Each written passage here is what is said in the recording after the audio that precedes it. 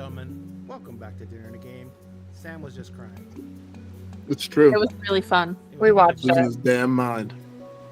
It was a good cry, a happy Oh. cry, Is that not the sad happy kind tears? or the painful one. Are those happy tissues or sad tissues? All tissue. or different kind of tissue altogether. You opened up the door for that one.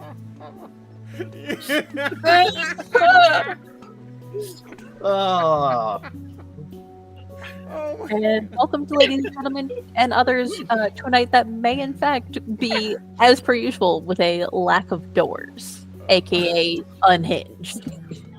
Wait, there's a book. Oh my god! It's all unhinged. I have not read the book, but I know I've heard the summaries of this book. I kind of need to read it. I kind of need to. It's on the Spork North list. It's on the Of sport course, it's on the Sport North list. without a doubt. I think Fluffed is the other one that Yes. needs to go with it. Yes, I think there's another one too. Well, I brought up Squeak originally. What's That the- was interesting. I That love was- For it. ladies and gentlemen, for those of you who don't I have love it a here. clue what we're talking about. You are lucky. Be grateful. Be happy, be grateful, but I'm going to tell you anyway, so But also be jealous. If be you jealous. don't want to hear what Ray's talking about, mute everything now. Also, disclaimer: we're an 18+ channel. If you're not 18, you're 12. Go the fuck home. Get the fuck out of here. Please, Get I out of here. stage left, The adult, pursued by a bear. the adult- but not actually. Wait, no, don't be pursued by a bear. All right, so God My damn, favorite this gets experience stage direction. I'm sorry, a bear comes I out of love- nowhere. I love that. The theater nerd in me is punching the air repeatedly. It's the best stage Oh, direction. God. Like, exit, pursued by bear. Exit Where the stage fuck did the left, bear come pursued from? by bear. What? Why is there a bear? He needs to get rid of the character. That Wait. is the fastest way. Wait, we brought Mim into this campaign too? Shit. Ah, He's only a part-time bear. Oh He's my not a God. perma bear. Debatable. Ladies and gentlemen, welcome to Dinner and a Game, where things like this happen so often, none of us are even shocked anymore. We just Nah. we just roll with the flow and Yeah. just go along with it. But yeah, hi.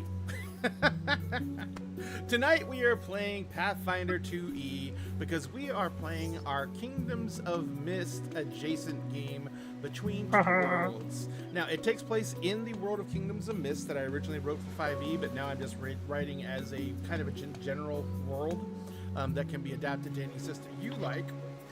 But Kingdoms of Mist is a system that I created because I wanted to be able to have Treasure Planet, but I wanted to be fantasy-based rather than sci-fi. Although if you ever watch Treasure Planet, it's almost freaking fantasy-based. They don't explain any tech, and they fly in space with their ships exposed to Just no exposed, atmosphere. Just Just It's- we're not going to even talk about it. We're just going to move along. what is Morph? Morph is a baby Wait. mimic. Morph, I was gonna say, Morph is Boo. He is Morph the, is- he's the is baby Boo. mimic. Yes. Except Boo eats die. people.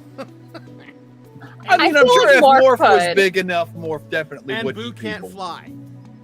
Yeah. That's fair. Yeah. He's never tried to turn into something with wings. Actually, mimics, the rule of mimics is it has to be inanimate objects.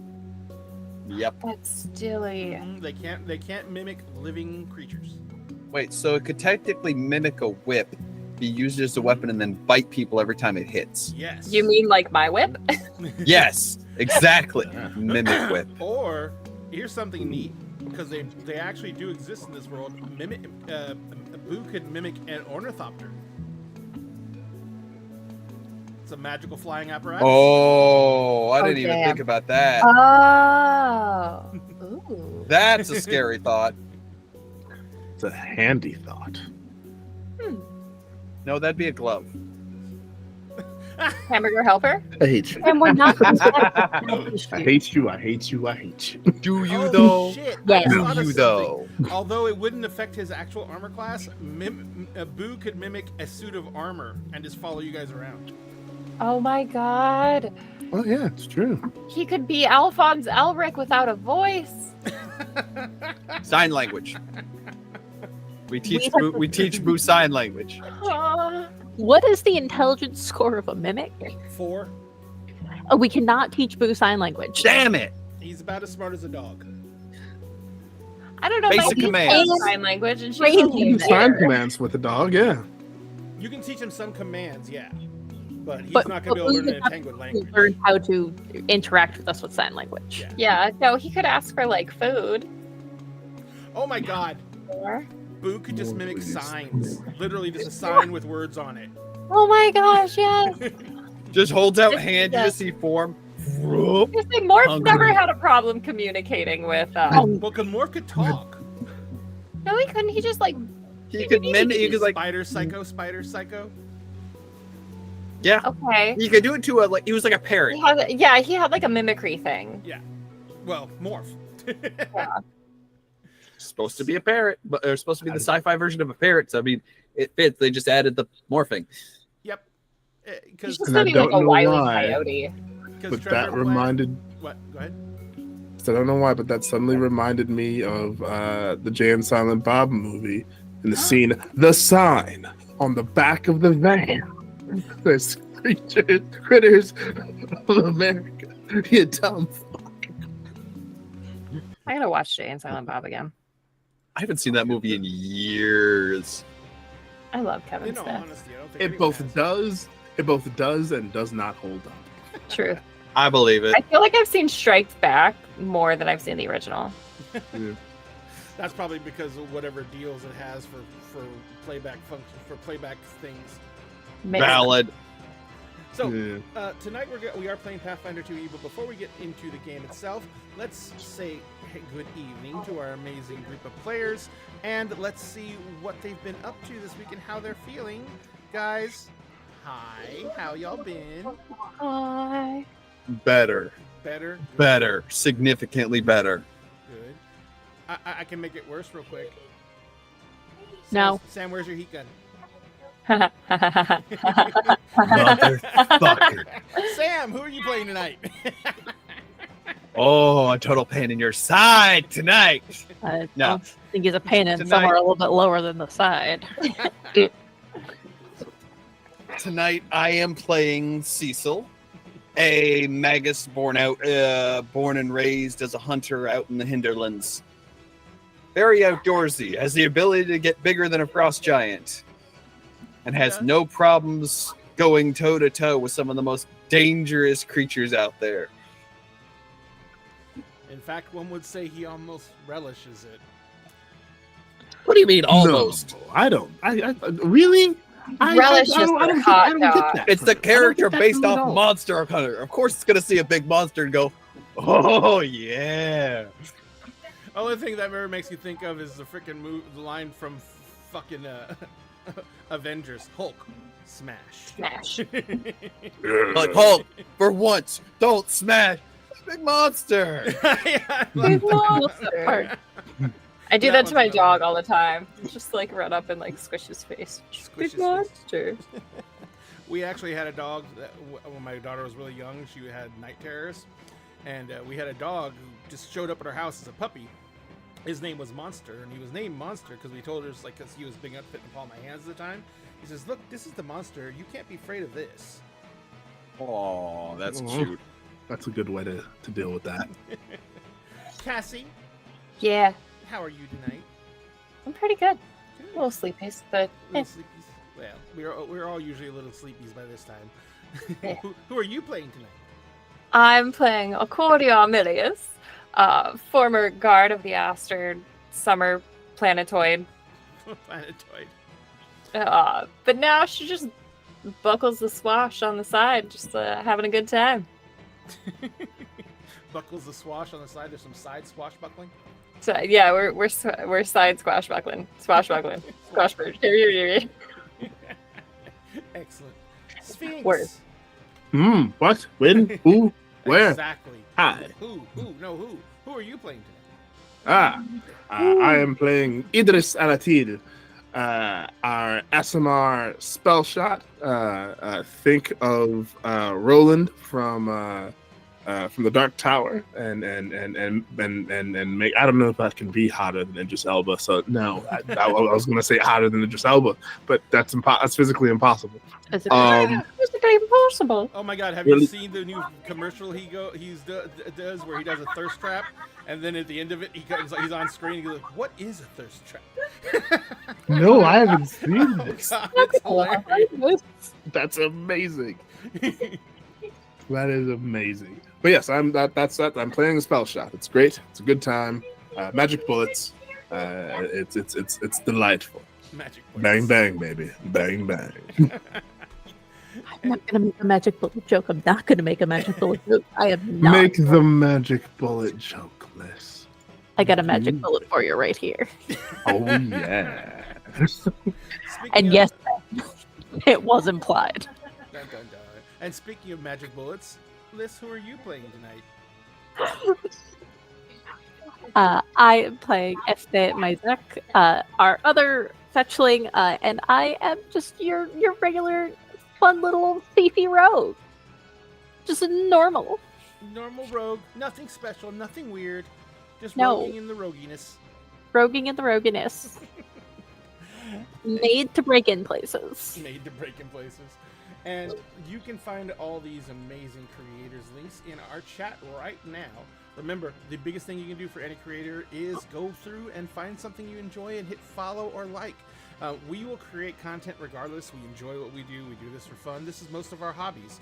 But the big thing is, if you give them that one little bit of acknowledgement, it will make their freaking day and give them a serotonin boost you wouldn't believe. So if you can, go give them a follow. You can find Dinner and a Games links in our chat right now. Remember, if you want to support Dinner and a Game, you can follow us on our socials. You can subscribe here on Twitch. You can subscribe on our Facebook and our YouTube.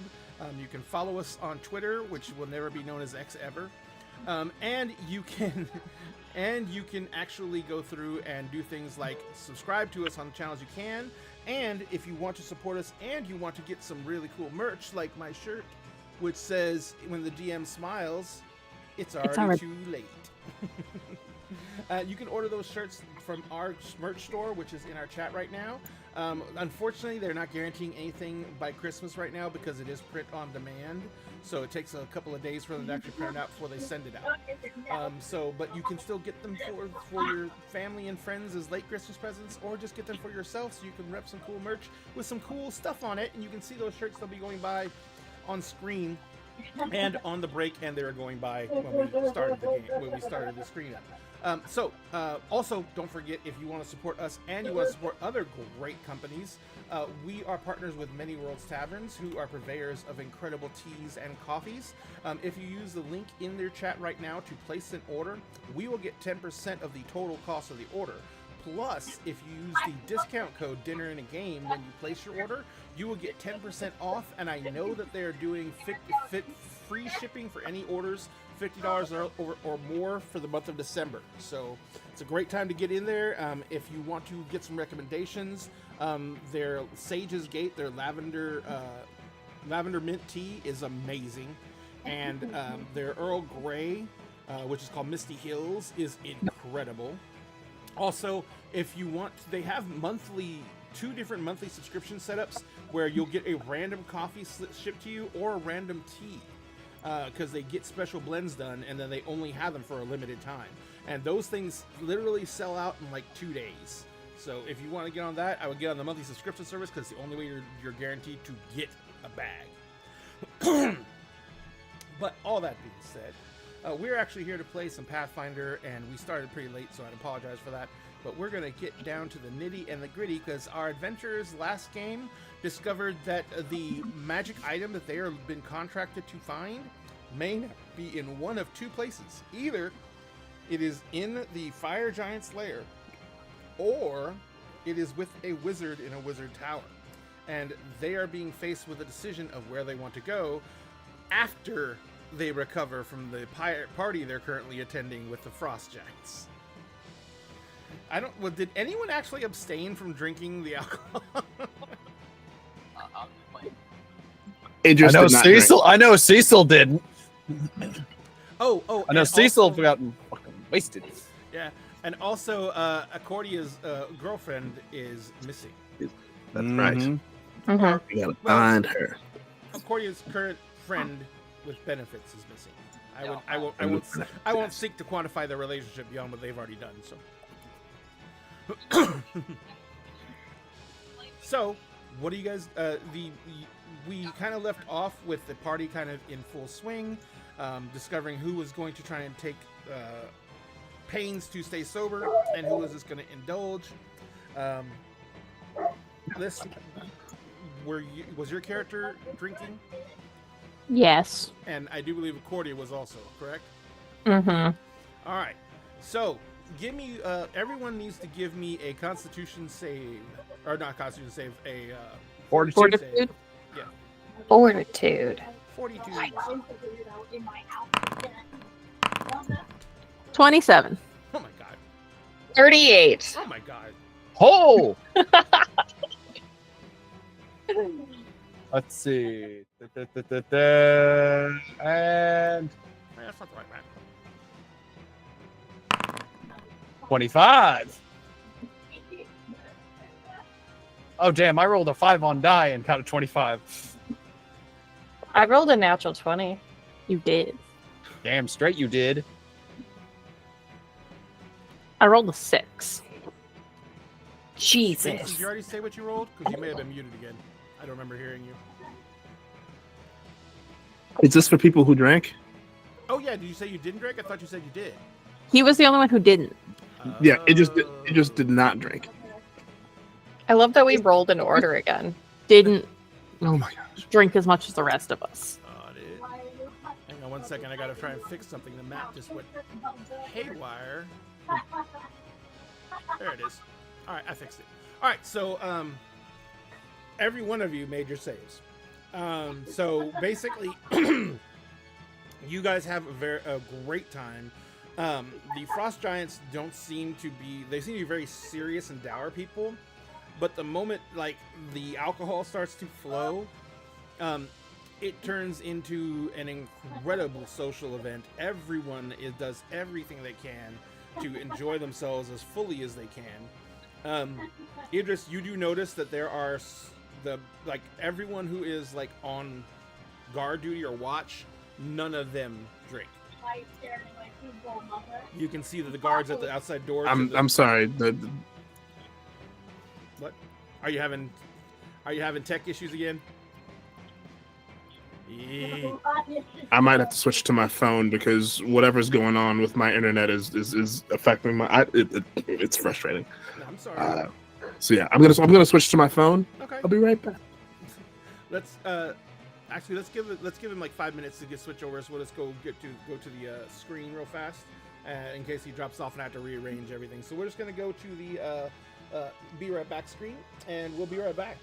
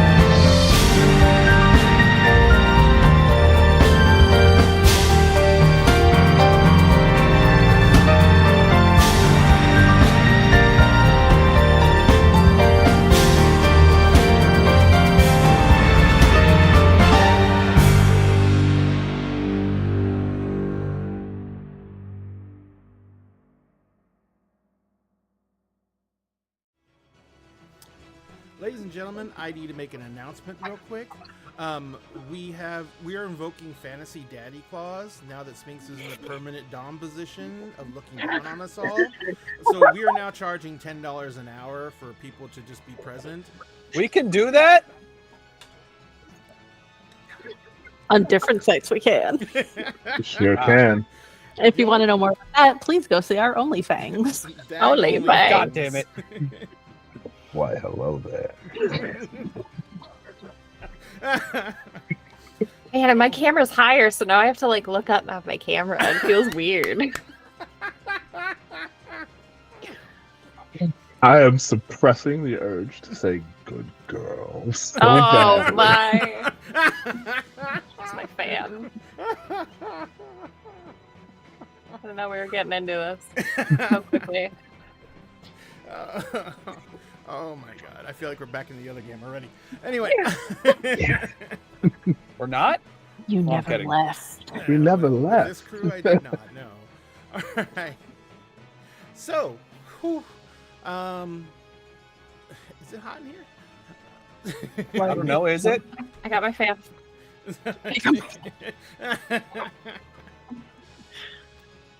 Alright, folks. Oh yeah.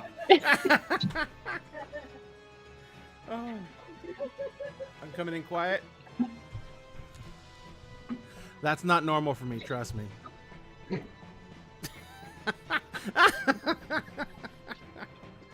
I can laugh, let me tell you. All right, so let's make sure everything works here. Boom. Nope. Boom. Boom. Jesus, what's wrong with this? I would ask if everyone Bang. can hear me okay, but clearly Bang. clearly that's not a problem. Clearly. Bang, bang, Clearly, that's not a problem. Now I just want Sphinx to say, "Is that a problem, babe?" Oh my god.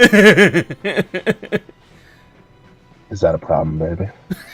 God.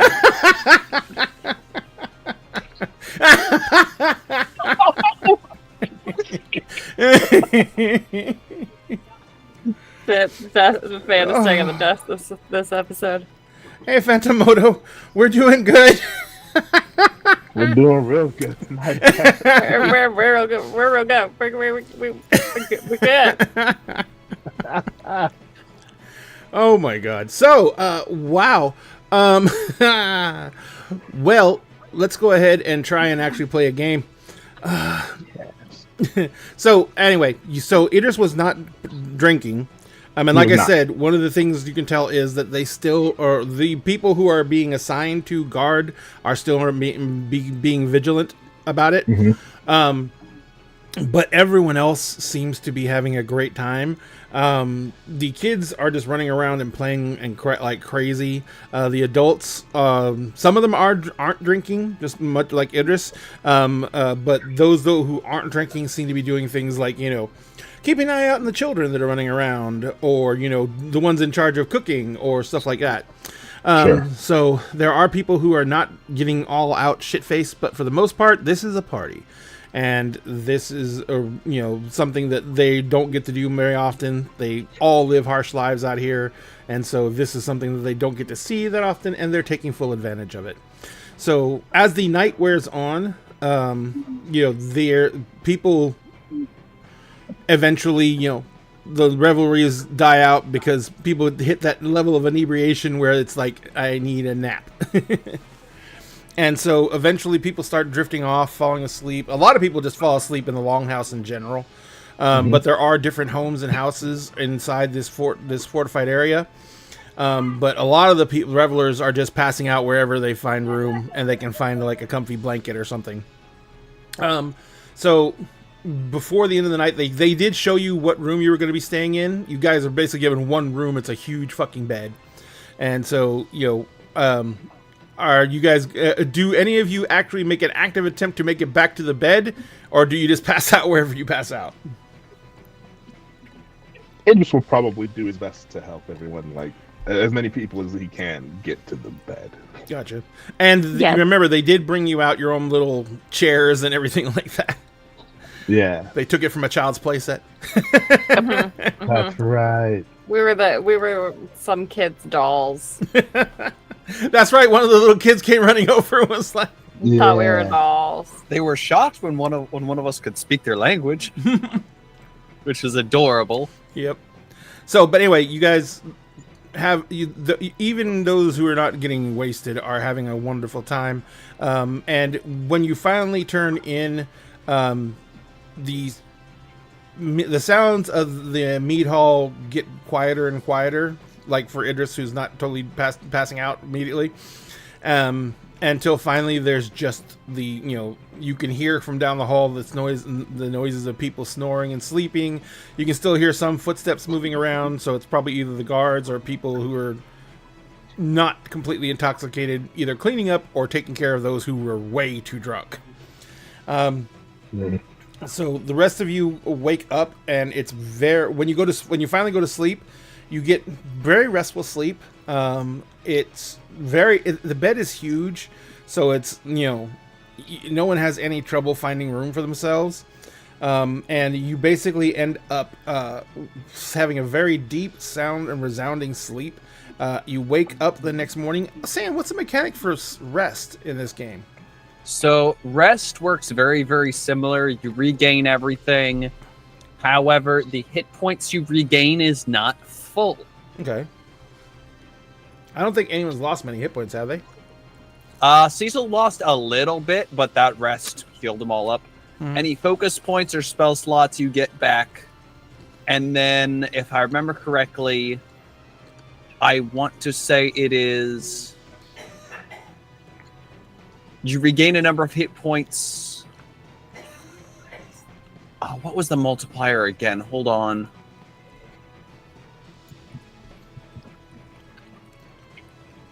Let me check.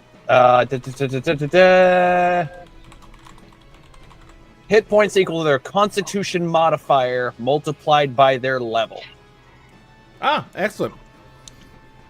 So instead of getting a full heal, if you've got a high con mod, you'll heal a bunch. If not, it has a minimum of 1. So if your con mod is for some reason just a 10, a +0, it's treated as a +1. Oh, the con mod is a minimum of 1 con mod? For the purpose of determining how much HP you get back as a long rest. Because if you're level 20, but you have a con mod of 10, so a score of 0, 20 times 0 is 0, yeah. 0. But 20 times 1 is 20. 20. So, got it. Which is why con is actually important in Pathfinder. It's important in every game, in every It's D&D. always important. Especially don't jump important here. That's one of the reasons I oppose any con-based casters. You oppose con-based casters? con. Yeah, that feels a little broken. Yep. Unless they bring back the D4 for hit dice. Fair. All right. So, You would not like Kineticist then. no, I wouldn't. Probably not. They have the same hit die as a monk, and their abilities all go off their constitution. Because they channel directly from the elemental planes to use their abilities. Yeah, I don't know if I'll check them out just to see, get familiar with it, and see what the principle is. It might be a little bit different from a full caster, though. So they definitely behave more like a bender from Avatar: The Last Airbender. So they're more very heavily combat oriented, basically. Yeah, less big spells and more. I'm just gonna straight up launch slashes of airs or boulders, or because there's additional elemental planes in Pathfinder. You ever gotten just random metal shards summoned and shot at you? Yes. So basically, metal benders. The plane of metal and the plane of wood are 2 additional elemental planes. Those A aren't plane elements. filled with plants, Well, metal technically is. and metal is Ooh, that one can get some of their abilities that basically an attack that just immediately corrodes metal, like a rust monster, No rust monster. but in a 30-foot burst. So just turn a heavily armored guy into shambling armor in an instant. Yeah, I mean that's bad, very bad. You're upside down. Now you're right side up. I'm fine. Fine. I mean, I haven't heard anyone complain about that yet. So wait, what? Dun dun dun. I So- mean, depends on the length, the duration.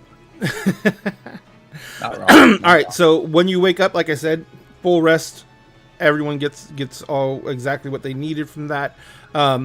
As you wake up, wake up to the smell of eggs and bacon, pork, and the smell of frying potatoes. Mm. And there's a very large hearty breakfast being prepared.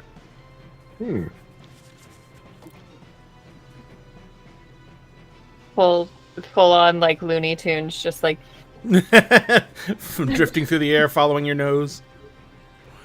I mean, yeah. You get out there and you see that a huge metal flat iron on stands has been put over the hearth fire, and on the on the huge flat piece of metal, someone is basically like cooking ham slabs, cooking bacon, and these are from regular sized animals. There's not giant sized animals, so these are from regular sized animals, and so there's like 40 hams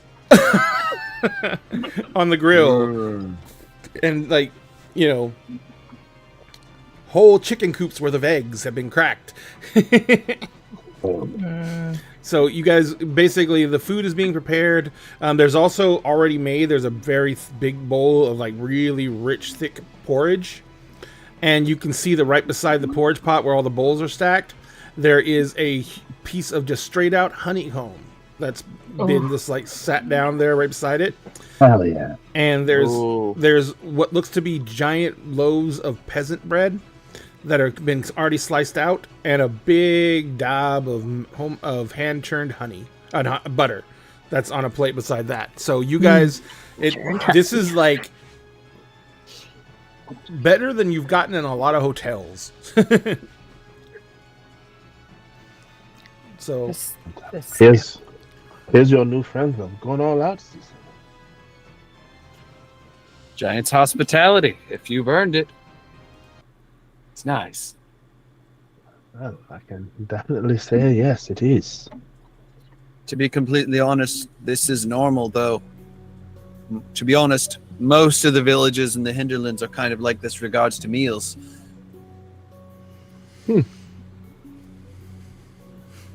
As you're talking, Last night was a little special, though. As you're talking, the giant that you actually helped comes walking up, and he says, "Cousin, I hope you all had good rest." He's speaking to you, Cecil. Of course. Honestly, the colder it is outside, the warmer the fires within always seem to be. He says, What about the rest of you? What about the rest of us? What? Oh, you're talking to us now. I thought you were still What? talking to... Yes. Did you sleep all right? Oh, is that what he asked? Because, as you will remember, we don't speak the language, so you Right. cannot say how about the rest of you Yes. and expect us to have the context. Give you something to look forward to learning in the future if you want to venture out here next time. I'm not entirely sure I am made for being out here. No. "How bad of a hangover does Este have?" I mean, I got a 27. You tell me. Oh no, that was for basically losing yourself to the inebriation and drinking insanely way too much. I'm saying you can choose to have moderated yourself by making the saving throw. So would actually Este have curious. drank enough to actually get a hangover, or would they have just indulged enough to have fun? Probably a little bit of a hangover, just like that lingering, painful headache. Yeah. And that Ooh. just the constant feeling of hunger. The pit. Wanting the greasy food. Oh, that pit. So the The giant who is speaking to you looks down at you and he says, he's in very broken common, he says, "I'm sorry. You are guests. I should make more of an effort to make you comfortable." It was all right. We are in your domain. Exactly. I would give him shit because he is now a friend. We are in your home. You do what is most comfortable for you. Besides, I can always translate. He says, "Well, Charlie. if we are going to be friends, I should use this as a chance to practice speaking the common tongue." He says, "So, which way did you want to go today?" I believe we were supposed to be speaking with Zed.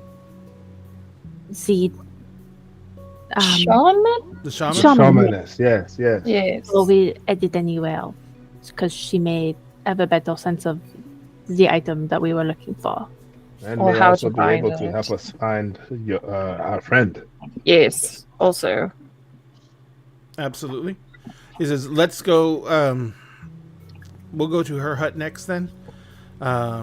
She does not stay within the stockade, so we're going to have to travel a little bit to get there. But either direction you're going, her hut is going to be kind of on the way because it's further out into the wood." He says, "So whenever you're ready, let me know and I'll lead you out there." Do y'all need time to gather your gear? No, It would seem a waste to leave the foods, or at least like to finish Yes, we should eating. at least get something to eat. I am sure we could all Eating use a little something. and based on the way I feel, packing snacks. Lots of coffee. You are experiencing the pit, I see. When we Someone get it. drank a little bit too much, I take it. Just a little bit. It happens to the best of us. Sometimes you open your mouth and it just makes me want to punch you in your entire face. That's the actual frost giant What- laughing. Why can I imagine him saying doing that and literally just pulling out the horn that still has some freaking alcohol in it and just taking a swig at breakfast? Just Because that's what you do every time I say that to you. And now we know that Liz wants to sometimes punch Sam in his whole face. In his whole face. I mean- the whole face. One thing. The key thing for that is that means she wants to repeatedly punch him because she wants to get the whole surface area covered. The you whole gotta, issue. you gotta catch me first. You gotta catch me first. Sam, I'm just gonna tackle hug you the next time I see you, and then when you're down on the ground, I'm just gonna pummel you. That's how this works. Good luck with that, because if you miss, you're hitting the ground behind you. It's That's not gonna be fun. called full mount and ground and pound. Oh. Full mount, you say. Very nice. Very. So anyway, you guys get a very, very hearty breakfast, and you guys get your gear together. And as soon as you're ready, I can't remember his name now. Hilder? We had Jarl is Vider? Hardall. Hardall. I think Hardall was the like chieftain. Yeah, Vider Vider was he is his was brother. the one that we helped. Yeah. Yep. So And then Vider we're says, gonna go see Helga. Helga. I remember her name, but I couldn't remember the other two's name. So Vider says, after you guys finish eating, he says, if you require anything else for the road, any gear you need to resupply or anything like that, he says, we won't have much that's going to be properly sized. He says, but, if you want any rations or anything like that, you can feel free to hit our stores. We have whole slabs of smoked meat. Just cut some off and gear up. I think I will take some of that. I think that may help us. All right. So you guys can add whatever you have on rations. You can have 2 days more Ooh. easily.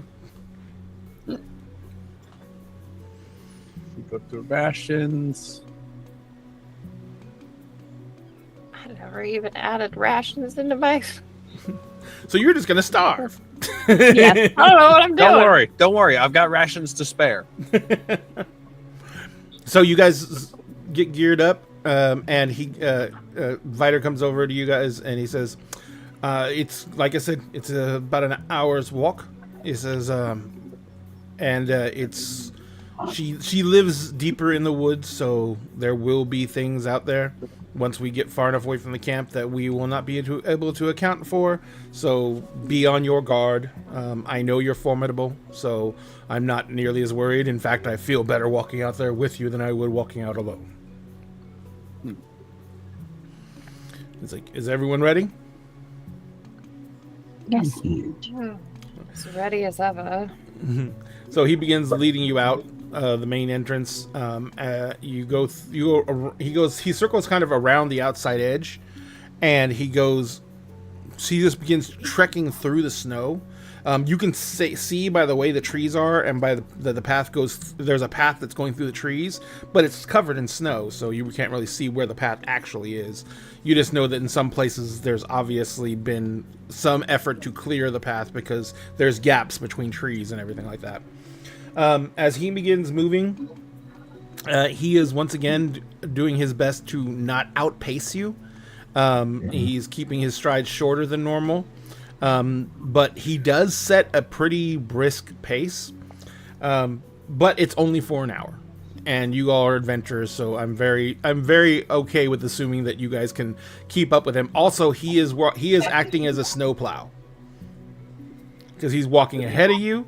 And because he's having to go slower anyway, he's basically just kind of like dragging his legs through the snow.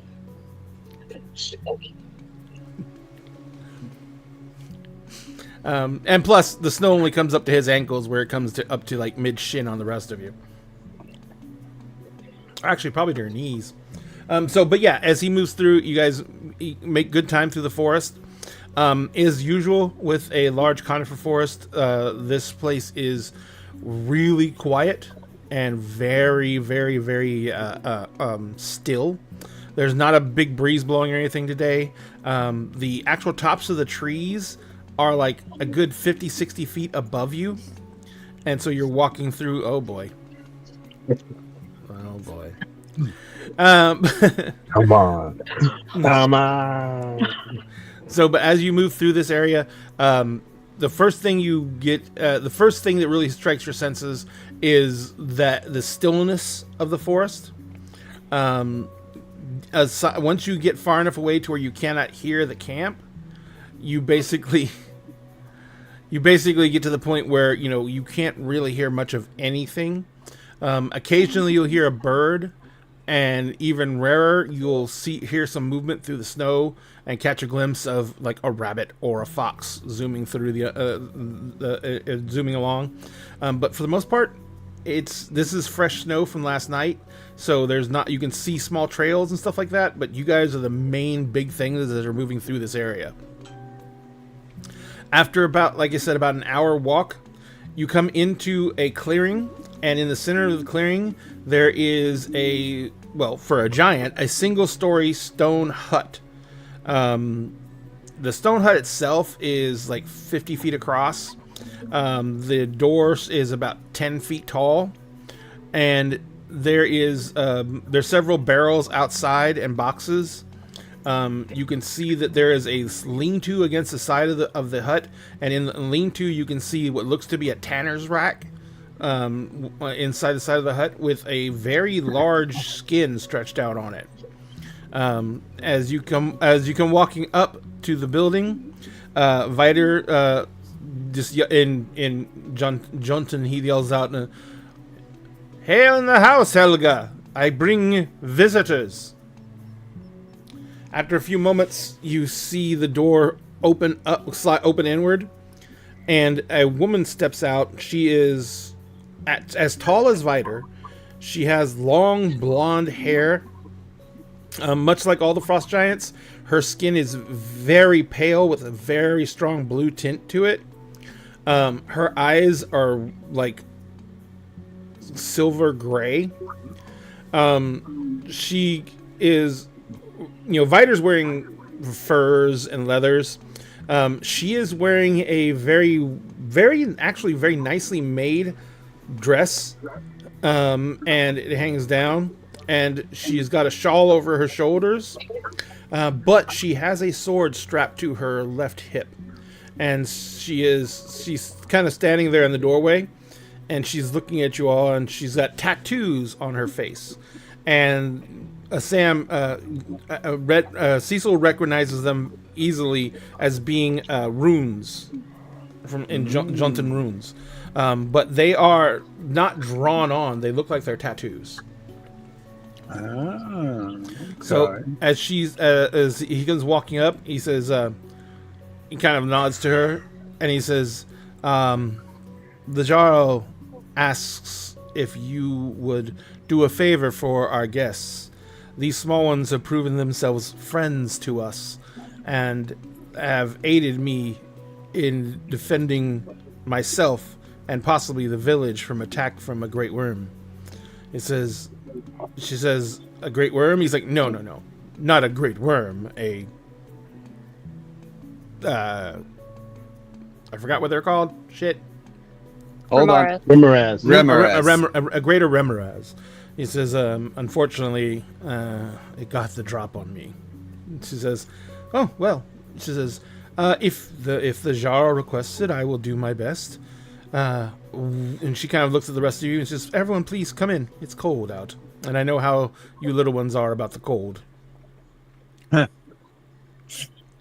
So she kind of steps back into the house. Wait, and do you guys just follow in? Oh, and by the way, she had to duck to come out the door. So.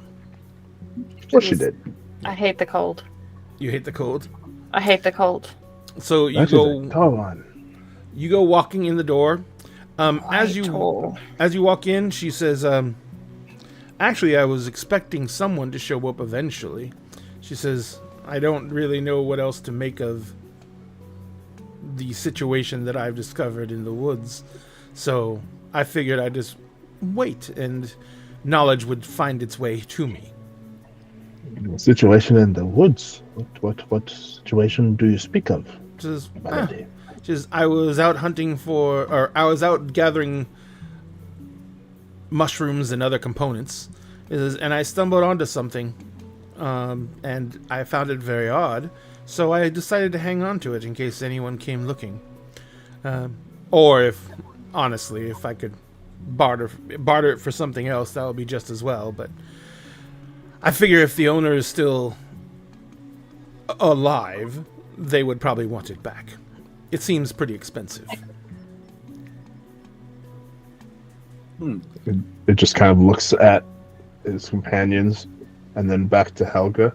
May we see the item? She's actually grabbing a burlap bag, and she puts it on the table. The table's about chest high for you guys. She puts it on the table, and she kind of just dumps it out on the table, and it is a suit of plate mail armor.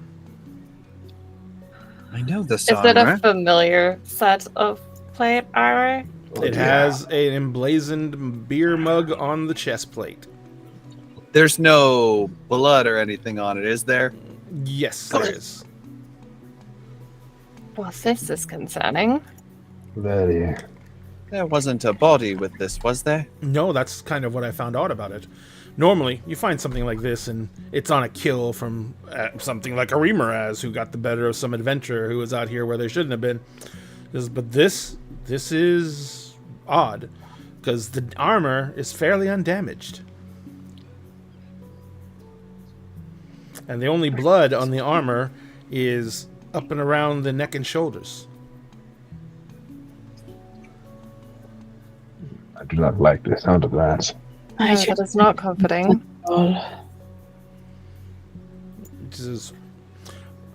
I know that the snow covered up most of it, but I was able to find some tracks. I assumed it was either one of our scouting parties or someone else. Probably maybe one of the fire giants or some of the fire giants, because it was a larger party. Yes, the armor belongs to a friend of ours, and we were hoping to get your assistance in tracking her anyway. Huh, well, this will actually, if you want her tracked, this would make it very easy. I have their blood. If I have your permission to use it, I could probably find them fairly easy. I had no incentive to do so, you see, because it's basically just found loot for me. But if it belongs to you and the king or the Jarl owes you a favor, then yes, I would be more than happy to use that favor to find this person. If they still reside among the living. I turn to Cordia. Cordia, you are closer to her than any of us right now at the moment. Right. What do you think? I mean, we can't just leave her in the wilds, especially Oh, of course not. when there's a possibility of fire giants involved. I know she is capable, but without armor, I am concerned. Don't you also have her hammer? I do have her hammer. Yeah, She's because- also unarmed. Well, that doesn't bode well for them. But if they were unarmed, then the fire giants aren't stupid. If they took her, they took her for a reason. And if they took her for a reason, that means they probably don't want to kill them. You said this is a friend is a friend of yours. Who is this person?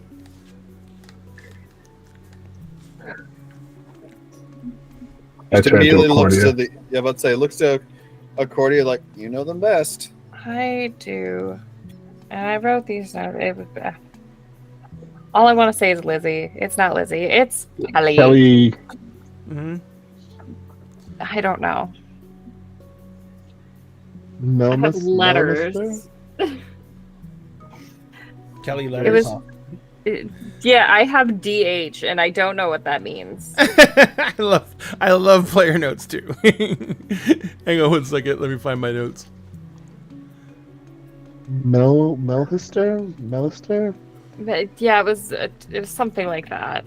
McAllister. It was McAllister. McAllister. There Alistair. Yep. Because it was McAllister Brewing is what her we go. family McAllister owns. Brewing. Yep. McKinstrom. McKinstrom. Oh gosh. McKinstrom? Yes. I thought it was McAllister. McKinster, yeah. That's it. That Yep, makes that. yep. that Yeah, McKinstrom. I don't know. I found just it. called her Kelly McKinstron. Budweiser. I couldn't Kelly remember. Budweiser. Kelly Budweiser. It's McKinstron, which is MC capital KINISTREN. I don't know where my McKinstron. pen went. No, know where my pen went. I can Oh, forward. come on. I can send it to. I'll put it in chat. This is I'll put it in cast chat and dag and Discord. So copy when I find a pen. You find your pen? No. That's okay. It's probably on the floor somewhere because this desk kind of killed me when I put it together. Oh, that's okay. I love it. Love it. It's great. It's a beautiful desk. There is no such thing as a bad desk, except for the ones that you constantly bang your knees into. Those are bad desks. These are bad desks. I mean, my old desk was pretty terrible. So, she looks at you all and she says, "Is this person important in some way, shape, or form?" Yes. We would say so, yes. Well, important Yeah, to she's you. I meant, are they white. someone that the fire giants might somehow know? Quite possibly. It depends on how much contact they would have with the outside world. The fire giants are more readily agreeable to contacting the outside world than my people are. And Yeah, depending on how Then much trade they possibly. have. Our family is very rich. oh, Very well known. well name. then yes, there will be a very high likelihood that they are still alive because they would probably be looking for a ransom. That would track.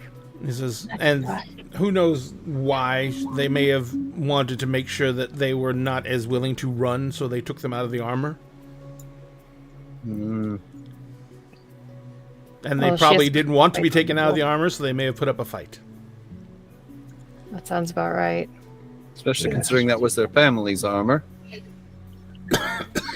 Well, we should maybe reunite them with it then, huh? And that So, is if the did you want me giants to took find them? Yes, please. I mean, yeah. Well, yes. Very good. We did bring them along. It wouldn't be right to continue the mission without them. We can locate the object in question afterwards. Very well. But give me a few moments to prepare. In the meantime, Sure. there is stew that I've been making since this morning. It says if you're interested, and there's fresh water in the water stern outside. It says feel free to take you a few moments and relax. I will prepare the needed tools and the needed I'll make the needed preparations, and it shouldn't be more than 20-30 minutes. Thank you. Yes. Esther, you said you were looking for something to eat here. Yeah, Estee thanks her profusely, grabs a bowl of stew. All right. And the bowls are... She doesn't have any small bowls, so like the bowl you're holding is like a punch bowl. I love it. I love it. And it is a very hearty venison stew with lots of vegetables in it, so it is actually really good. And as she prepares, you notice that she basically comes over and she takes the table that's in the center of the room, because this room is a giant circle. And on the far edge of the room, you can see that that's where her bed is along the wall, right beside the hearth. And then as you go like around the room, there's other things like there's a table that's on the side of the wall that's obviously set up, and it's got herbs all over it, and it's got different bottles and beakers on it. It looks like an alchemist table. As you go around the room, there's another table that looks like it's kind of like set up for like woodworking, and there's a set of shelves that have all kinds of things in jars and glasses and beakers. There's little boxes that have different things written in their giant language. Cecil, you can tell that it's different labels for different items. Like, there's one that literally says dandelions. There's one that says a bone powder. And so it's basically lots of different regnants and items. And you can see hanging from the ceiling all over the place, there are lots of things like bound drying herbs. There's cured meats hanging from the ceilings, like sausages, and stuff like that. The overall feeling you get is this is a very lived-in hut. It's not like something set up temporarily. This has very much been their home for quite some time. But she slides the table out of the way, and she gets a broom out, and she sweeps the floor clear, and she begins tracing runes on the floor with a piece of chalk rock. And as she does so, she takes the armor, and she takes a little bit of looks like clear, and as soon as she opens the topper, you can tell it's clear, some kind of clear alcohol. And she takes it and she puts it on a little bit of cloth, and she wipes at the drying blood, and as some of it comes away on the cloth, she just takes a cloth over, and as she runs the chalk on the cloth and she begins drawing runes on the ground, you quickly can read in Jotun that she is basically writing out a spell to attempt to locate the person whose blood this belongs to. Tracking spell. Yeah, she is actually making making appeasements to some of the giants' gods in order to get help with this. After about 30 minutes, everything seems to be set and in place. She kind of looks at the rest of you, and she says, "I will begin the spell. It will take me a few minutes, and then what will happen is I will be summoning a creature that can lead you to her.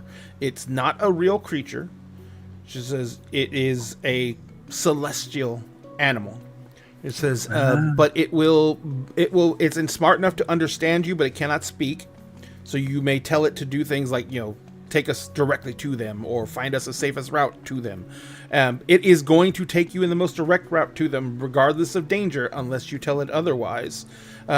Which the fire giants, the entrance to where I think the fire giants are residing is several hours away. So the direct route would probably in the beginning would be best. He says, but once you've traveled for about 3 hours, I would start being wary, because I know that the fire giants have been patrolling the woods nearer to where they're set up their base of operations. We haven't had any direct confrontations with them yet, but that doesn't mean that you won't, because you're not us. So does everything seem to be fairly clear? Yes. Yes. So, and if Very you, do much not, so. if you do not find them where this creature leads you to, like if they lead you to somewhere and they're not there, that means that they are not able to be tracked anymore. Which means one of two things: they're dead, or the giants move them out of range of the spell, because the spell will only work on this planet. Hopefully they're not moved then. If they've somehow started traveling outside of it, well, we may have bigger problems on our hands. Like I said, if it's a ransom situation, they will do whatever they can to get paid. So I do not know what exactly to expect for this. But right now I can tell you that, you know, the spell is going to be able to be cast, which means that for right now, I can tell you the person is alive, and I can tell you the person's still on this planet. Once I finish the spell out, then we'll know for sure what direction they're in, etc., etc. Of course. Take your time. I know this kind of magic isn't one to be rushed. Gotcha. So they say, all right, fine. And they sit down and they kind of like begin gesturing. After a few moments, there is a notable shine to the letters they've marked on the ground. And then that glow begins to like have little sparkles of almost like little motes of dust that are glowing that come up. And those begin to swirl and form. And as they gather together and the light brightens, it kind of like really intensifies to where it's hard to look at for a second. And then as the light withdraws, there is a large badger standing where the words were. And it kind of like, it looks up at Helga, and it kind of like, it nods to her respectfully. And she says, this creature will lead you where you need to go. As I said, you may speak to it as you would a person and it will understand you. It will do its best to communicate back, but it is limited by its form, so it can't really speak. It can growl, it can do other things. Anything that attempts to attack it will find it not able to be hit unless it's via magic. But it will also not be able to aid you in a fight. No. Is fair. All right. So watch out for any spells that like affect an area, because this cannot take really any punishment. It will disappear on the first action like that. All right. All right. Very well. Okay. It waits for you to tell it to begin searching, and at which point it will start heading in directly in the direction that it needs to go. It will avoid things that will cause it or you direct harm, such as large falls, everything like that, but it does not know the area immediately. It will just find another path. So it might lead you to the edge of a cliff, but it will not attempt to jump off the cliff. It will attempt to find a way down. All right. We will direct it to start searching. Yes, Indeed. let's go follow a badger. It kind of snuffles, and it acts like it's sniffing around. It kind of goes in a couple of circles, and then it kind of just like goes over to the door and kind of just stands up and like, you know, puts its paws on the door and then looks over its shoulder at you guys. All right, let's get going. And then, Tally ho, lads. Vida looks at you all and Oh says, god, I'm never doing that again. Vida looks at you all and says, in that case, happy hunting. It says, if you do Happy encounter hunting. the fire giants, as the Jarl said, do your best not to antagonize. We are not in any direct opposition with them as of yet, and we do not know what their purposes are. You do not speak with the authority of the Jarl, so you cannot make any bargains for the Jarl. But if you find out any valuable information, I think as he told you last time, then we would gladly reward you for any information you have of the fire giants and what they're doing here. I think we can do that. Well, again, good hunting and good luck. I hope you find your friend. Thank Thank you. And Helga says, as long as, like I said, as long as they are fine, the badger will continue to look. If anything happens to them, the badger will stop because it does not have any way to fulfill its mission. If it stops moving and will not continue, it will fade shortly after that, and that's how you know the spell's been ended prematurely. And it can only be ended prematurely, like I said, if the person dies or leaves the planet. All right. Well, we should waste no time. Thank you for your aid. As I said, I will serve the Jarl in any way he asks. It is appreciated. She nods to you all. She says, "Good hunting." And at this point, I guess someone opens the door for the badger, Yep. and it goes plowing off. And instead of plowing into the snowbank and burrowing in the snow, it just walks on top of the snow like it has no weight. That makes two of us. I love him. I love him. So, and he's just like trundling off, and he's doing the badger waddle. He's not running, but he's just doing the whole the little butts wiggling in your face. The corgi I love run. it. Yeah, the badgers are way wider than corgis, so it's Oh yeah, no, it's so a completely even more- yeah. Yeah, it's more badgers actually, weirdly enough, they look like they're climbing even when they're just crawling on the ground because they have that big wide stance. Unless you're talking about the honey badgers, those things have fucking legs. Those things can fucking move. Honey All badgers I are can totally think of different is the badger. song from Oh, yeah. Avatar. Big Bad Badger Balls. So, you guys begin moving through the forest. The very first thing you notice, except for Cecil, is it is actually decently rough going. The snows are pretty thick, and so it is difficult to move through. You're doing your best to keep up with the badger. The badger does not try and outpace you or outdistance you. It is smart enough to know that it is leading you. So when you guys start to fall behind, it will pause and wait. Cecil, are you going to be, since you can move freely through this, are you going to be doing anything special since you move faster than anyone else technically? Mainly helping, doing what he can to help everyone. Keep on like showing them where to avoid stepping, where it's actually iced over, so they can actually walk on top of the snow. Yeah, the badger's not doing that. It doesn't consider that to be threats. You know, Yeah. you falling down in a snowdrift is not a threat to it, so it's not gonna bother to do any type of trailblazing for you. So assisting his allies as best he can in helping them navigate the snowy landscape. Gotcha. So And instructing them to get out snowshoes, that'll help out a lot. Yep. Which means after the first hour, all your crotches are going to be burning for the wrong reasons. If anyone's ever walked in snowshoes for a decent distance, your inner thighs and It's a your rub. no, they don't. No, 'cause You- you have your the feet are space. separated by like 2 feet. You waddle in snowshoes. Oh, that's right, the muscle. Yep. The muscles on your inner thighs end up getting just destroyed because people are meant to walk like that for long distances without No. I mean, without there's conditioning. There's another idea that comes to mind, but I don't think anyone has a shield on them, do they? I don't think anyone uses a shield. Nah, Never mind. Shields are for quitters. Shields are Okay. for quitters. I was gonna say there's an alternate use for a shield in this case, and I that's have a shield spell. yeah, no, that won't work here. I Tensor's need a floating disc would solid be shield. cool. And if you had a Ooh. solid shield, I could tie some rope and quite literally create a harness, have someone sit on the shield and use it like a small. I was gonna sled. say Tensor's floating disc would be even cooler because Mush. all of you could climb on it, and then you could rig True. little reins on the badger, and then the badger could Oh pull my Tensor's God. along. It'd be like the Lion, the Witch, and the Wardrobe with the White Witch. Imagine All right, if it was so- a dire badger. Oh Don't have any god, Turkish god. delight. Just imagine a bear, or imagine a badger the size of a grizzly bear. Yep. So So you guys, cuddly. Cute. you guys are moving through the woods. After the first hour was worth of travel,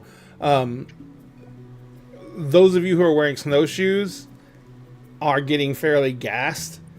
As I said, it is a little bit more difficult to walk in snowshoes. I mean, it's a lot better than trying to push through the snow, but it still is in its own right very almost painful. So but if you guys continue on for that after the second hour, I'm going to need everyone to make me a real quick and fairly easy fortitude save. Fortitude. Is this due to environmental effects? Yes, Sam, Cecil doesn't have to make it, and was neither going does to the say. badger. I was going to say, because if they are close, if they are within 10 feet and it is due to cold. Mm-mm. Okay, never mind. It's due to walking funny for hours. Ah. Yeah, no, I don't have that problem. No, Sorry. you- I Can't wish help I could with that scare that ability, but I cannot. Let me see here. If somebody had a shield, I could at least do it for one person, but nobody gets a shield. Nah. Oh, y'all made it with ease, though. Yeah, it wasn't a super hard check. Cool. So, you guys, your legs are burning like I described, but you know you can continue. You guys can carry on. This is, as I said, the big thing about it is you guys are adventurers, so you're used to different types of hardship. This is uncomfortable, but it's definitely bearable, and it doesn't cause you to slow down in any way, shape, or form. So after the third hour of marching, you get to. You're pretty sure that you're near the area where Helga was telling you needed to be more careful. You really don't know how you can be more careful because you're not exactly moving your fastest right now. Right. All right, so- Badger friend, can you lead us safely through this next part? It's going to get dangerous. The badger turns around and looks at you kind of oddly for a second, and then it sneezes. Okay, yes, no, it's quite cold, but we're in fire giant territory now, potentially. We would like to not fight fire giants. It sneezes again. Very well. I lean over to Este. I do not know if that is a yes or a no. I think the badgers might think it is a yes. It would seem it is attempting to communicate in some form. I have an idea. If yes, paw with one paw. If no, with two. It paws with one paw. That's a yes. Then it sneezes. I Are think you he's just making sneezing? fun of us. I was just Possibly. gonna ask, are you sneezing just to fuck with us? It paws twice. Okay. Is there danger ahead that you are warning us of? It paws once. The sneeze is There a we go. warning. All right. Right then. He Can goes I to make draw. like a perception check to see what's going on? I was gonna ahead? say. Yeah. Both of you can then. I was literally about to say, as we cross into this territory, I start paying like a lot more attention to our surroundings. Same. I start caring about what's going on because scariness. Yes, Because the badger sneezed. Because the badger sneezed. Yep. Let's roll that perception. Roll that beautiful perception footage. Jeez Louise. These it's I so rolled weird. low. I was gonna say, I yeah. rolled a 2. I'm actually I gonna didn't use one of get the a hero three, points to right? re-roll that one. I rolled a 3. Remember, you did get Fine. another. All you got another hero point. So Yep. I'm also Which- going to use a hero point. No, it's alright. Okay. That's not much better, but it is better. 26. Ha! Natural 20. Nice. Or Yeah. almost 40. yeah, I know. It's like holy crud. I see everything. I see beyond the game, and I see You can this see- weird box with our faces. You can see the code. You're in the matrix. Why is it on zeros and ones? This is very strange. I do not like this. Can I please go back to my body now? So you guys, as you're kind of you get guys begin scanning more carefully, and the badger seems to be moving more carefully now too. The first thing you notice is that this trail that you're on, that the badger seems to have been sticking to, you begin noticing that on some of the trees there are I don't know what you would it's basically trailblazing. You can recognize it very easily, Cecil, but there are markers that have been put on the trail that look like they're designed to point in point out a direction to go in. But it's not just like one marker. There's not like an X, like follow this tree and go from this tree to every tree you see an X. There are several markings. They're not in Jonton. They're not in Giant. They look like there's some kind of trail signs that they may have developed. Okay. I was Some gonna trees say, 'cause have three there markers, are some a trees few have two. Well, let's see if we can't try to decipher them then. How are you going to attempt to decipher them? Let's see. Actually, let's use nature. Try to look at the signs, knowing the area, try to decipher what they could possibly try to indicate. Idris is going to use survival. Got it? Can I use occultism? Yeah, but your TN is going to be way higher because, only thing you're really using from occultism is trying to figure out symbologies. Yeah. Hey, anything works. Actually, survival would probably be better for Cecil as well. It's a 19 compared to 17. Yeah, I rolled low. Ouch. 19 total. Yeah, you got a 4. Yep. Oh, my dice Oh. are not liking me tonight. 21. 31. You got a 16 That's on the die. I've rolled a 5, a 3, and a Plus 2. 15. Liz, it's happening again. I got nothing for you, my dude. Yeah, no. So, Liz, Este actually is the one who kind of puts it together first. Just because with the cult, you have to know the origins of so many symbols. And one of the things you notice is that these symbols are basically the same symbols, but there's different symbols on different trees. Like some trees they can have up to 3 symbols. Trees that have only 1 symbol, it seems to be basically what I already said. It's a trail saying you're going in the right direction. Keep following this trail. When a tree has a second symbol, you think that the second symbol is basically like it's saying this is a checkpoint of some kind. This is a marker of some kind that probably means that if you're on this trail and you see these markers and that this is a trail that's regularly patrolled, which means that there'll be fire giants moving along it at some point in time.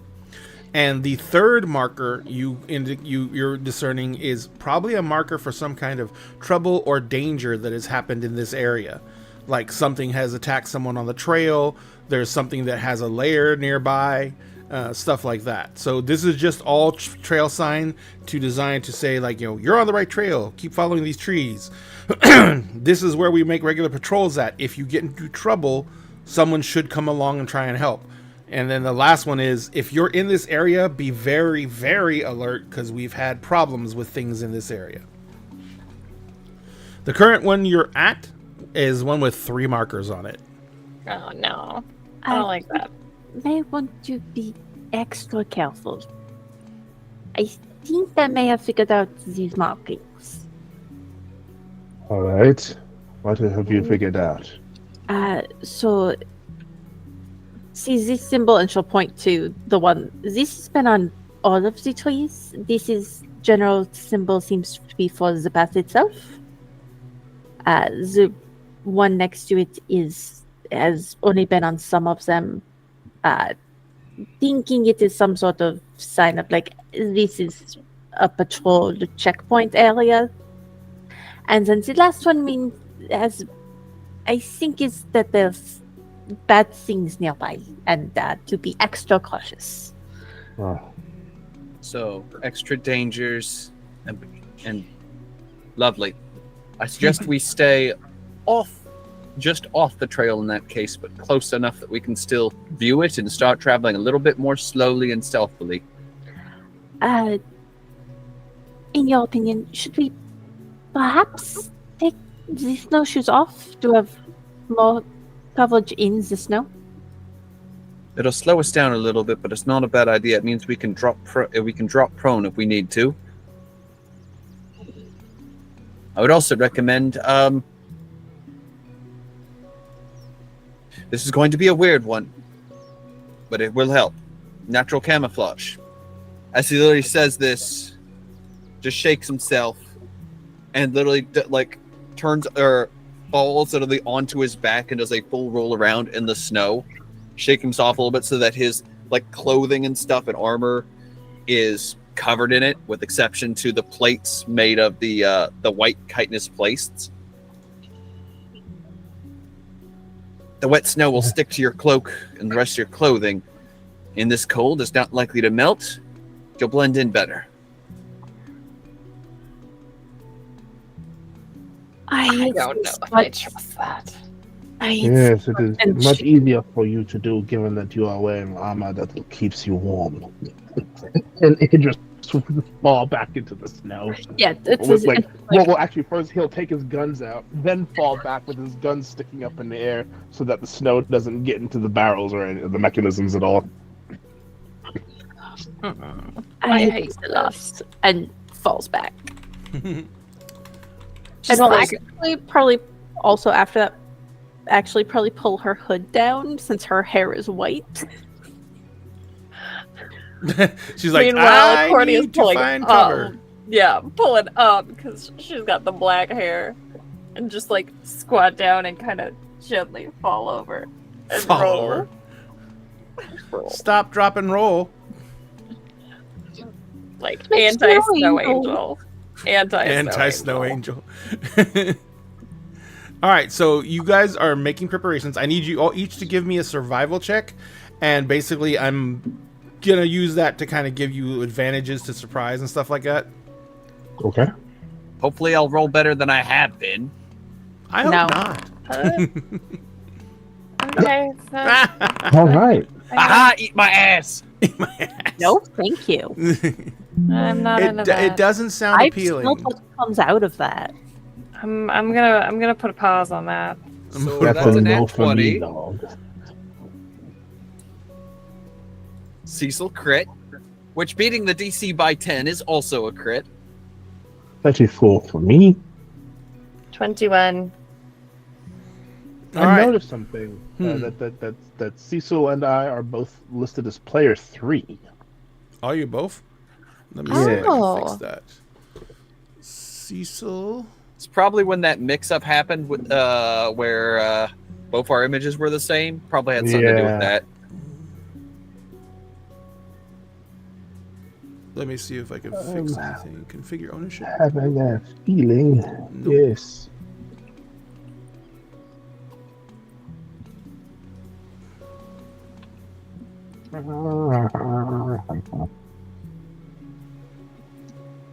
Mm-hmm. Let me see.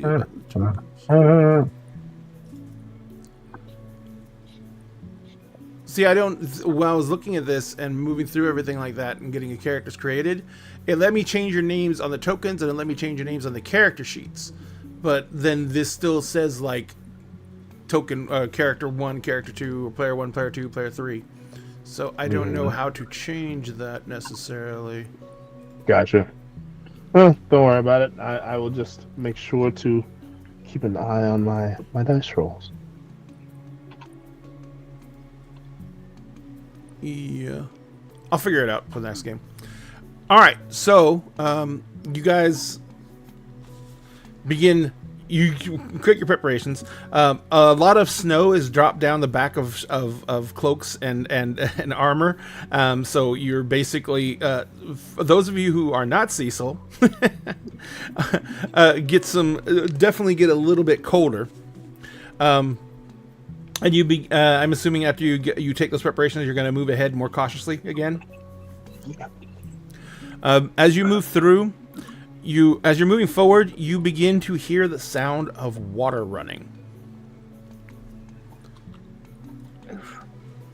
I don't know if that's a good sign or a bad sign. Neither do I.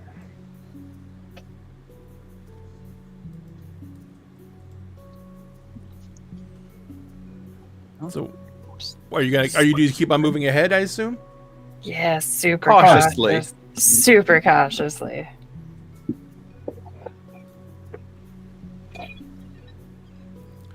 All right. Give me one moment here. Actually, let's do this. it's almost time anyway. Let's go ahead and take a 10-minute break real quick. And I'm having some technical issues on my side. I'm going to fix them real fast. That was kind of appropriate. It's so tense. But we will be back in 10 minutes, ladies and gentlemen, and we will see you then. Thank you very much. What the?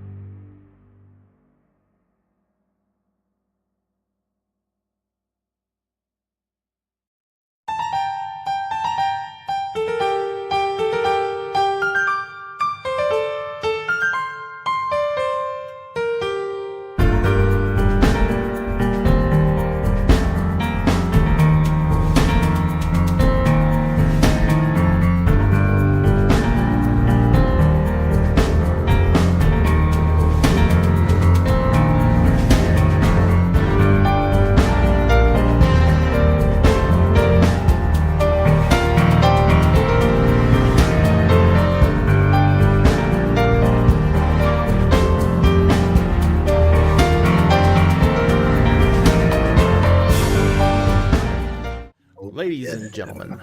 All right, we're back. Ladies and gentlemen, boys and girls, welcome to the Electric Circus. So we're going to go That's a ahead. great band name. Electric Circus is actually a song by an old 80s hair band metal band called Wasp. I'm gonna write that down. If I ever form another band, That's what we call Electric that Circus. will be amazing. Yeah. I get to be the manager because I don't play any instruments and I can't sing. I'll be a groupie. That's done. That's done. Sweet. What would we call the groupies for the Electric Circus? Because all groupies have nicknames. Oh gosh. Hey, who's watching us on YouTube? Hi. I know it's kind of carnies. Circus? Carnival? Carnival? Oh no, Ah. circus freaks. I didn't want to go straight to freaks, but yeah. I mean, I like it. I was also thinking plugs, but because of the electrics, but that's a bit suggestive. Plug. Suggestive. At least you're not calling them outlets. Right, right. That was my next thought, and it was like, ooh, no. I mean, you could always go with something wholesome like lightning bugs or something like that. Ooh, that'd be nice. X. Now that we've gotten that into our heads, Yeah, it's gonna be in my brain now.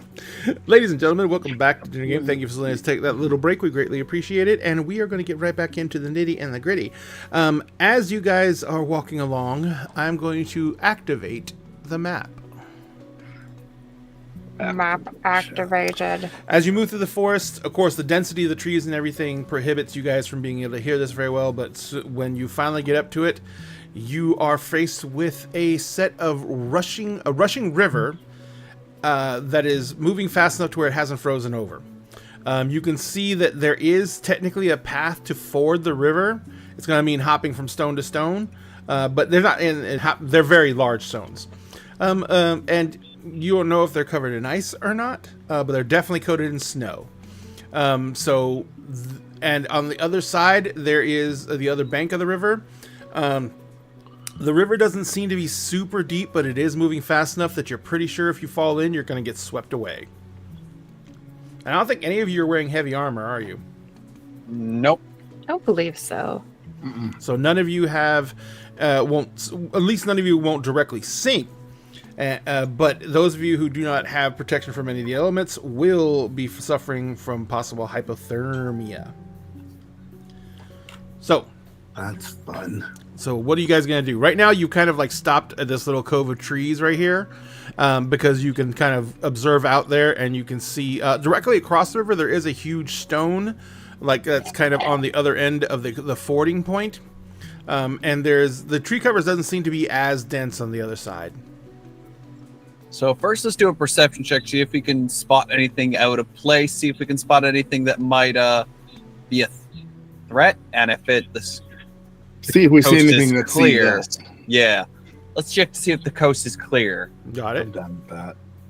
That Go was ahead it. and make me Whether or perception not I checks. Pull out my party trick. Oh no. Oh no. Oh, jeez.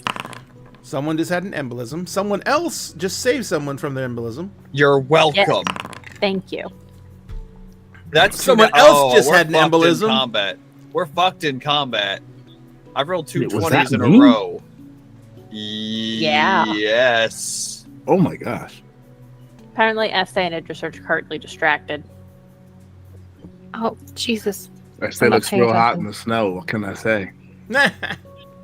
Where did my thingies go?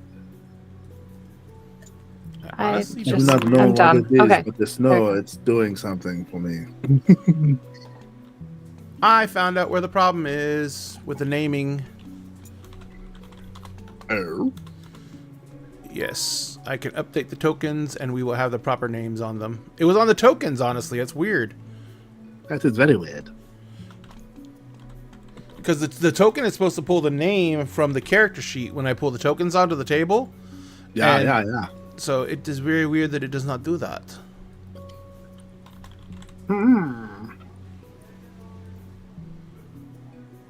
I remember how many. It's on this thing. I'll find it for you in a second. My wife was just asking, with you guys as well as you're rolling right now, how many dagger dollars is it for the group bless?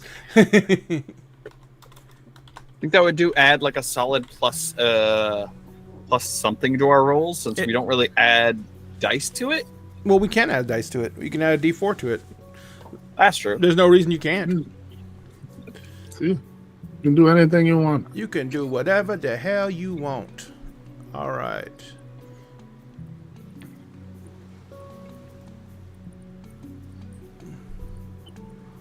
There we go. There you go. All right, everyone's labeled now. I don't know if it's fixing it in the chat yet or not, but we'll see. All right, so what do you guys... I'll Go ahead. test the roll real quick. Sure. See if it does anything. Please do. Let's try acrobatics. Yep. There it we did. go. There you go. Now it's working. All right, cool. So now I know that is the whole thing for the actual on here with the naming. If it ever does that again, we can fix it. All right. So what are you guys gonna do? What's the highest roll here? 39. Not 20. Yeah. Yeah. All right. So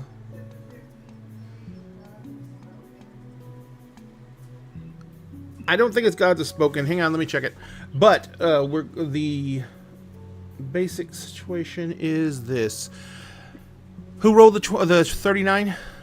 That was Cecil. Cecil? All right, Cecil.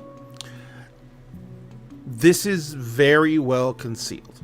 And it is the literal fact that it is so well concealed that ends up giving it away.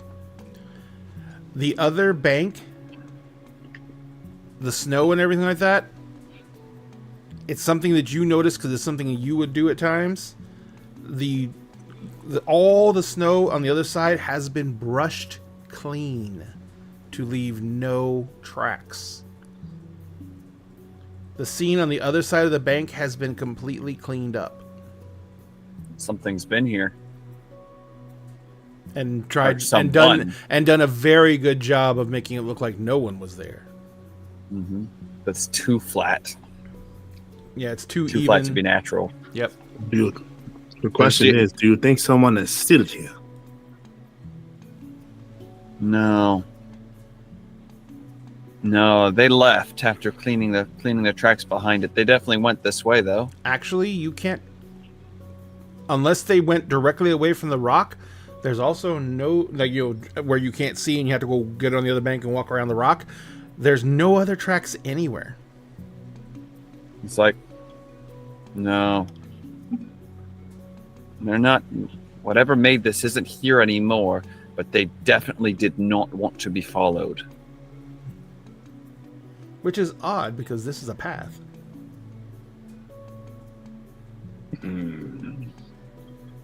That feels suspicious. Hmm. It is definitely suspicious. All right, so what's the plan? Follow the cleanest track? Not track. The track of clean. The track of clean. The lack of tracks. The Yes. lack of tracks. You follow And- the lack of tracks. To make it a bit safer, Cecil's going to move up to the rocks. When you get to And that it's- point, Cecil, you can see something because you rolled so well. I did give you that, but I'm going to give you this. That big flat rock that is the last rock you would have to jump off of to make under the bank. There are several ropes that are coming off the back end of the rock going to the opposite bank that are pretty much, they go right down the back of the rock, but they just stick out enough along the water to where they're going under the water that you can see that they're there, and you can see on the other bank that they come up the side of the rocks, and all three of them, two of them go around the north side of the big rock, and one of them goes on the south side of the big rock, and they all go to the surface of that. So it looks like they're some kind of pull cords. Yep. Which means The that there's rock. which means that under the snow on top of that rock, there may be something that gets activated by them pulling the cords. A snare or a net of some kind, probably. It's like, let me do this. He'll move his hand. Mhm. He'll aim at the closest rock, and he'll snap his finger as heat erupts from the rock. He's using the ignite cantrip on the rock, igniting it to melt away all the snow and ice. How much square footage does that do? So it ignites the object itself. So I'd imagine nothing larger than large sizes. It doesn't necessarily give a set square area. Oh wait, hold on.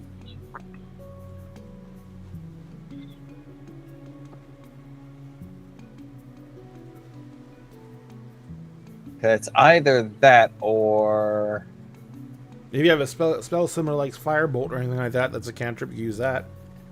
well, that's what ignite is, or ignition is. It is essentially similar to Firebolt. It can just be done as a ranged hit. Does it? Or within it does melee. damage then? Yes. Okay, then you can use it. That's fine. I don't mind that. So basically, the center of the stone, you basically fire it, hits the center of the stone, all the ice melts off. You can see the flat surface of the stone and everything like that. There's nothing on this particular stone, but this is like, but now that stone's been cleared off of all ice and snow. So in that case, he'll hop over to it and just kind of give like a hand, like, come on. So the rest of you are going to move up to the bank. And Yeah. he'll slowly do that for each stone as they move, melt off the snow and ice, so that they can also less risk of, stepping on it, slipping, falling. Mm-hmm. All right.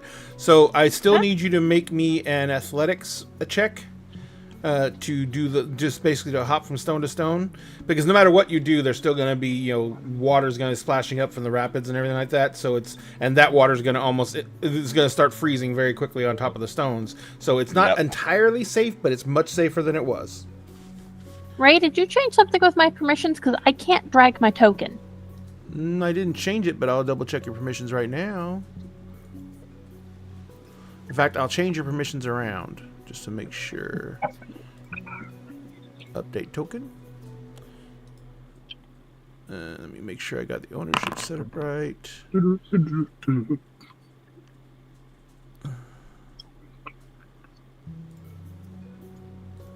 And go ahead and see if you can move it now. No, every time I grab it. Let me drag you, move over here. Now try and move it. No, it just keeps. Refresh at F5.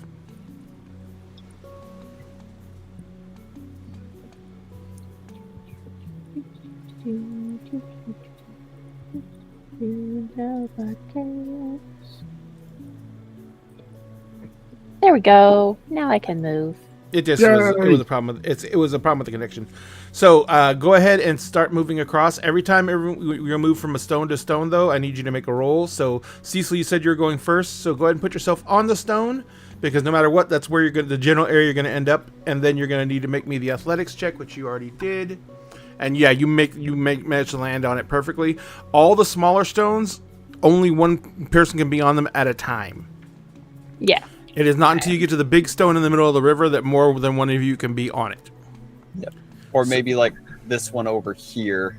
Does Cecil tell us about what he saw on that larger stone? So what he'll say is, there's something up with the largest stone on the other side. Something's on it. I think it is either some sort of mechanism or even a trap. Not sure which. There might be something that I can do to help, rather than us hopping from stone to stone to stone to stone this way. Might be a little bit faster. Might also expose if there is in fact anyone watching us, which could be a good thing. What's your idea? I could fly us over. You could what? You can do that with everyone now. Oh, not all at once, but it would be like kind of a one at a time scenario. You can fly? Yes. Can you not? You are an SMR, are you not? You look like I have wings? Well, you don't have to have them all the time. Maybe it's just a me thing. Have you I think that's more of just a you thing. And Mrs. I've got Dag Show these. has redeemed the Gods Was Spoken on Twitch, which means every one of you has the effects of Bless for this scene. Ooh, goody.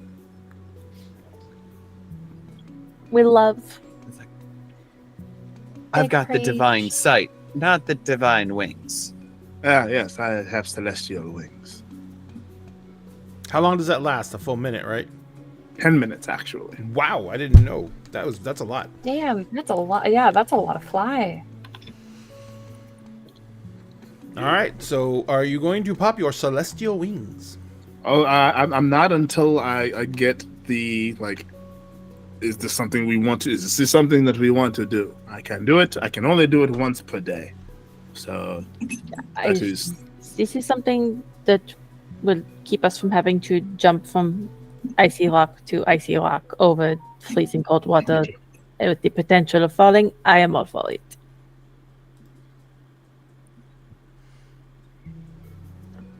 I mean, I don't mind a fly. well, I'm sure you would. Yeah, Cecil, no. what about you? You know, it'll be odd, but if you're offering, I'm not going to turn it down. All right. Well, this should be interesting. I don't think I've ever done this in front of any. I know I've not done this in front of any of you before. Do you need us to turn away, block our eyes, so you're... No. It is fine. It is fine. And he will just kind of close his eyes for a moment. The tattoos along his face will start to glow a little bit, and he will just kind of. And these wings, these crystalline-looking wings, will just kind of appear behind him, kind of spread out. It will be a set of 4 wings, actually. There we are. Oh, Well, yes. I'll kind of flex them a little bit. And one over here and make sure that they're okay. Who would like to go first? Uh, Oh, Esty would like to go first.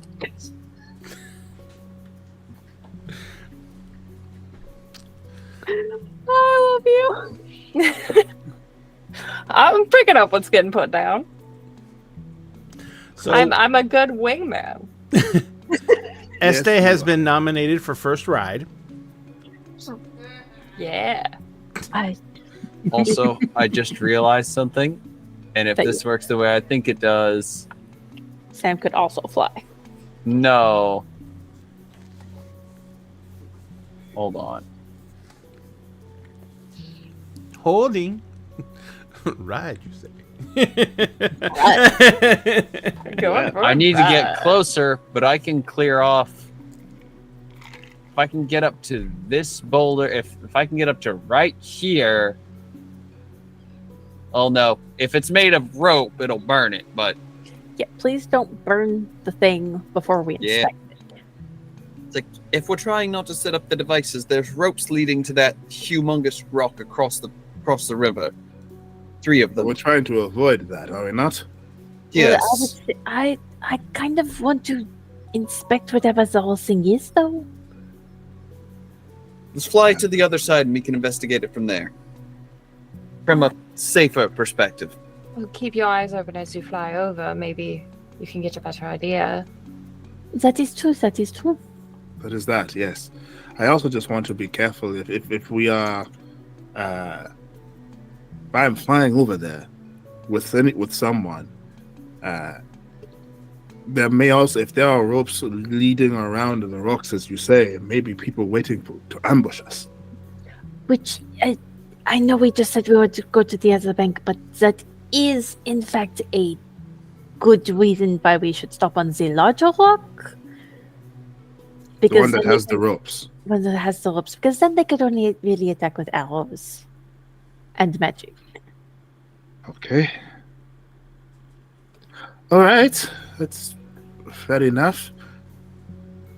I will. Okay. So, with that being said, do you still want to go first, Esther? If no one else objects, that is fine. Give You her just a kind little of shove. A little shove. Just like, go on. look about. Who are you shoving though? Oh, I'm shoving Esty. Just like, go on. And Princess Carrie it is just best. Idris will walk over and will like scoop Este up in like a princess carry. Hold on if you like. Tightly, we don't want you to fall. Yes, I don't want you to fall at all. Oh, shut up. You and then kind of like just so that Este can hear, you smell very nice. And then we'll leap up into the air and the wings. Just try not to get in the water. Oh, You'll freeze. Your wings will freeze faster than you have a chance to move them, and then, well, Give them a you're moment. already dead. Give them a moment. What are you talking about? Flying 25 feet straight up, and then we'll start to fly the 25 feet across to like get to the.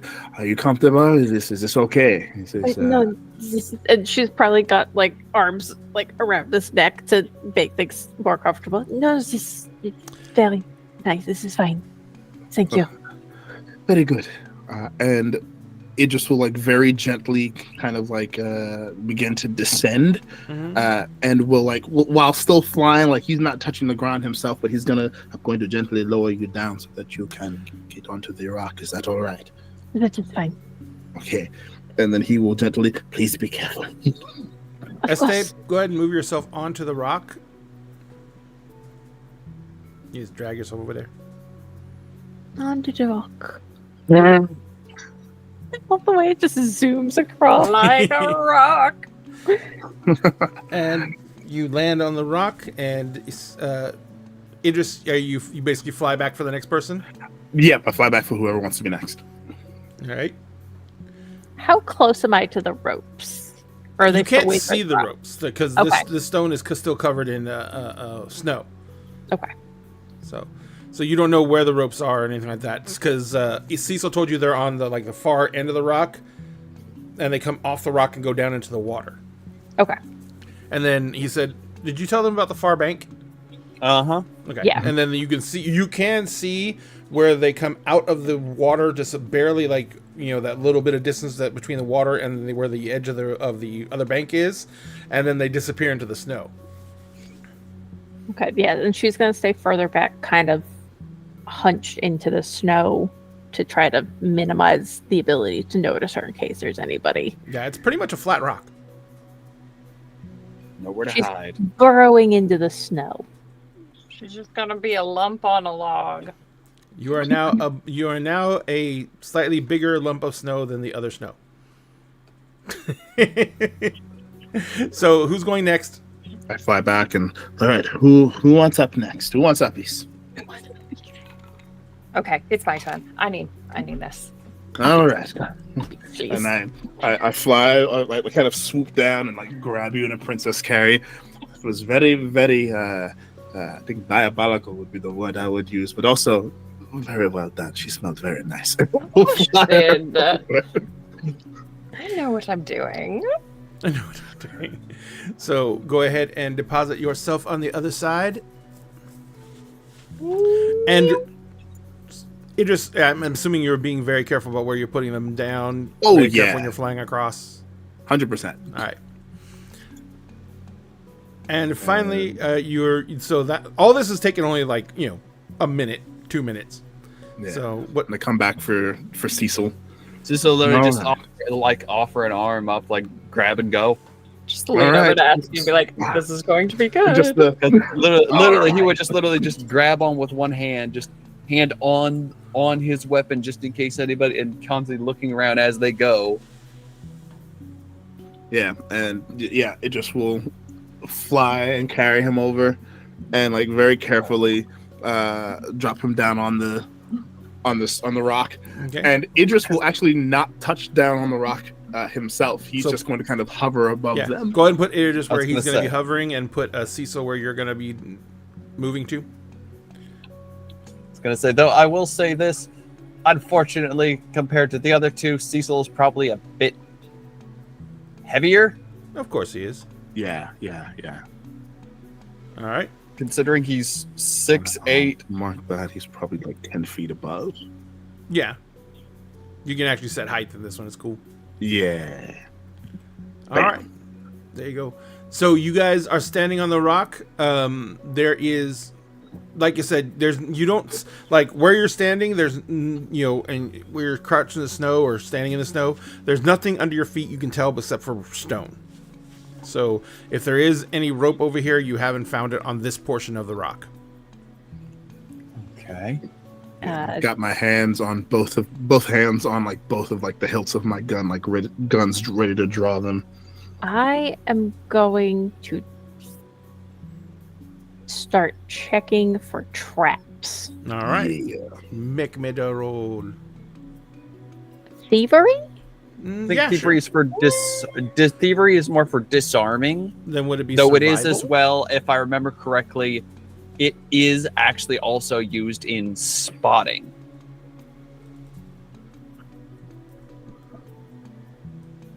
Let's see. Hold on a second. Survival? I'm Survival not or thievery or stealth? Because this is a hidden trap, so I think stealth would fit too. Oh, then we're gonna go with stealth. Then we're gonna Yes. go with stealth.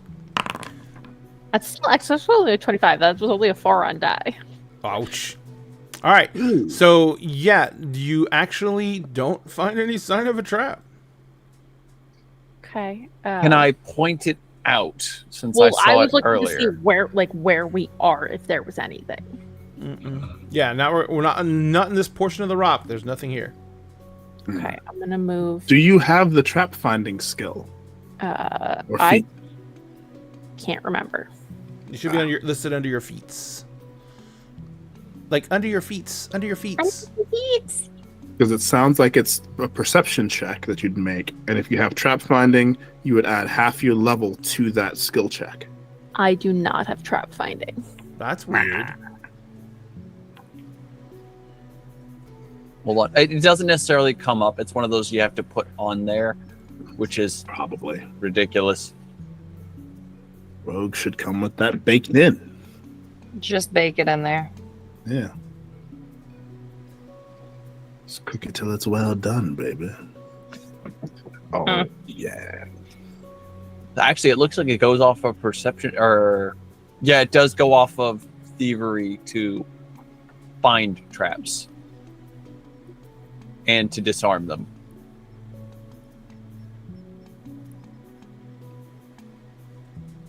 Yeah, I'm going through her stuff. I don't see anything directly that says. Hold on. So it'd be Traps. it goes off. So hold on a second.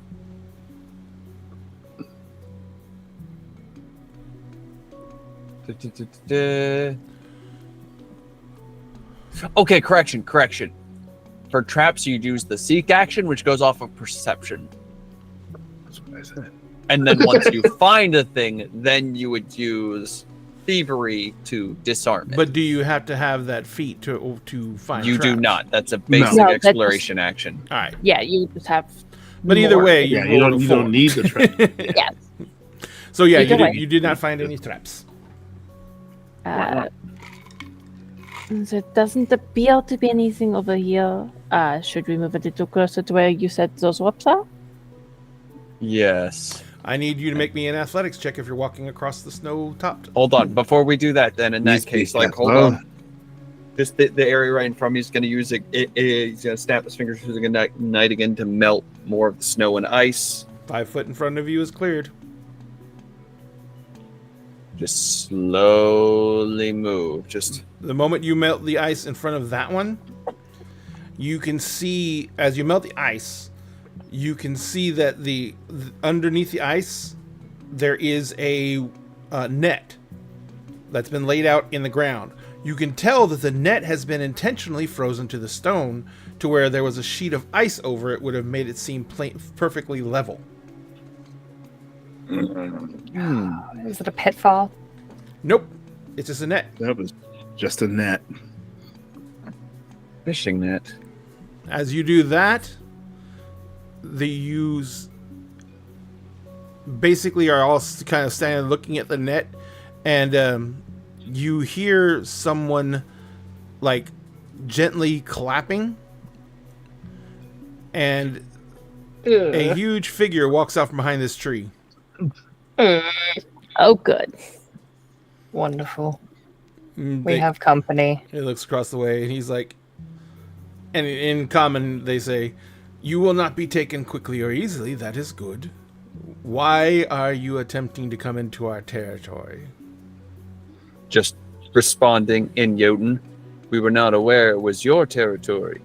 He looks at you and he says, "You may try and murder me, but don't murder my language." Oh, Oh.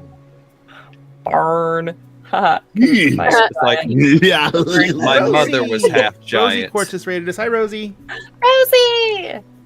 So, yeah, but he says, it kind of looks at you all. He is dressed out in very black leather type armor with like different pieces of metal arranged strategically on it. He is carrying what looks to be a very heavy crossbow. If you had to actually calculate it, if you know what it is, it looks like he's carrying a ballista. Oh my god. God. And he's standing there and he says, the boy with the wings, of course, I will have to shoot out of the air. But I just want to make sure of something. You're attempting to come into our territory. So I'm going to tell you that we consider that an aggressive action. You have not officially crossed yet. If you can give me a good enough reason why you want to come into our territory, I will make as best certain that I can that you can cross safely, as long as you can give me a good enough reason. Otherwise, we'll kill you. Who's actually good with diplomacy? Okay, hang on. Hang 'Cause on. I know what hang comes on, to my hang on, mind. Hang on. I'm Yeah, certain I'm I not have good with something for diplomacy. this. I'm But not I'm bad real at it. good. I'm pretty decent at intimidation, but I don't want to use that yet. Okay. Yeah, okay. but so that may not work. I'm also good at I'm also pretty decent at deception. I have diplomacy and intimidation. However, There we go. Oh, Rosie, look at the shirt However- that's in the window right now. Oh, rats! I was gonna show you the shirt last time, Rosie. I didn't get to. You should go to our shop and look at the shirt that that's about the BBEG choking you out. Kinky. Of course it is. What? So- Okay, hang on. Okay. Dang it, that's not gonna work. While you're doing that, Este's gonna lean into Accordia, and since they're both fetchlings, they speak Shadow Tongue. Mm-hmm. And in Shadow Tongue, she's gonna whisper, "What if we showed the breastplate?" Did we bring it with? I would assume we We brought it did. with in case we found her. That's fair. Ooh. Okay. Yeah. Cecil's got it in his bag. Does he have Okay, a bag of holding? okay. Uh-huh. Okay, cool. Not a problem whatsoever. Just trying to Always see come it. prepared. Be Why is it- prepared. Stupid. Okay. Jeremy Irons, except it's not really Jeremy Irons, and most of that is Jim Cummings. So I actually heard that apparently Rosie, if you're still Tim here, Curry was this- originally supposed to be. that's what it this. was. Yeah, Tim Yeah. Curry was supposed to We be. could have fucking had Scar. Tim Curry. You could have had singing Tim Be Curry. Prepared. Could have had Tim Damn. Curry. Could have had Tim Star. Curry. No. But he already had a Scar. prior engagement, so he couldn't do it. Anyway, I mean, at least we got him for hexes. But okay. Yeah. yeah, as I was saying, Rosie, if you can read this is the shirt that I was telling you about. That's in our chat that I've been meaning to tell you about. That's in our merch stores. I've been meaning to tell you about forever. It's inspired. Sure is. Anyway, All so- right. sorry. Back to the scary stuff. So, what are you guys gonna do? Okay. Right.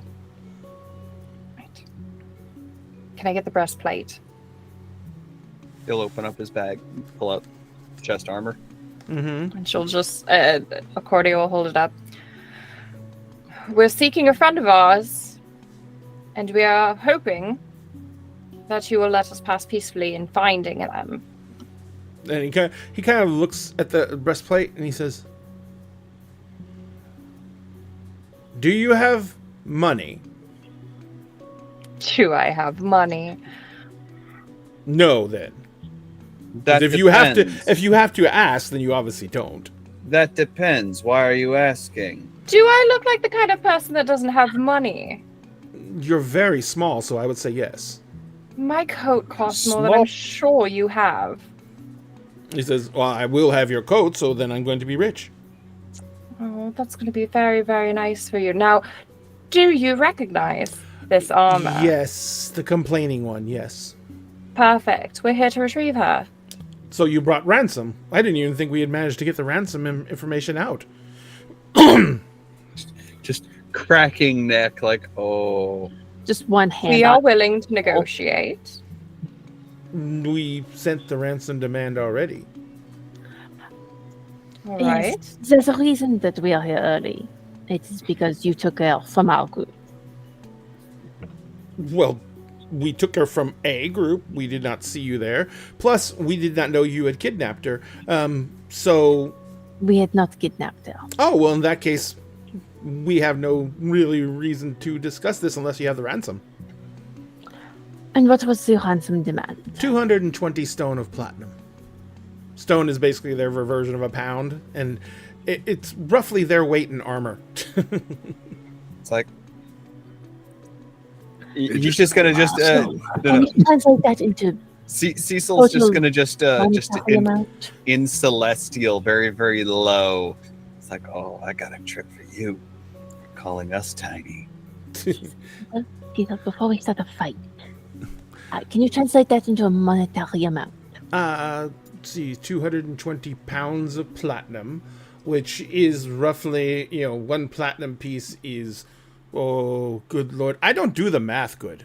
It's like we're talking easily Millions close to of gold. millions of gold.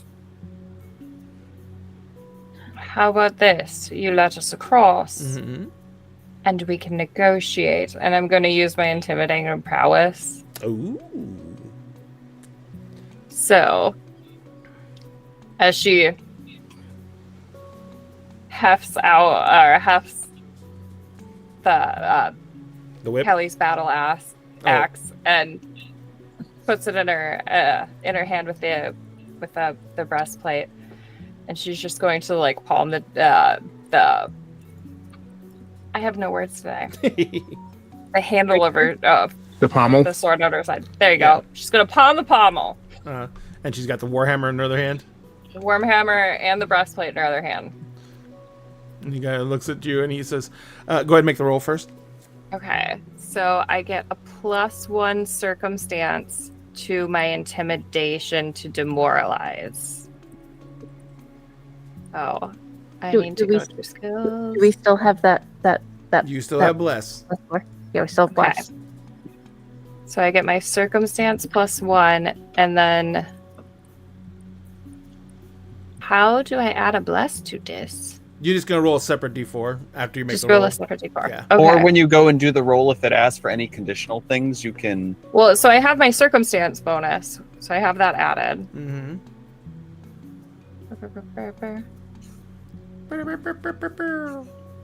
Why? Okay. Either way. Okay. So we got that, and then that's garbage. And then you can, if you in the chat box, you can put /roll 1d4.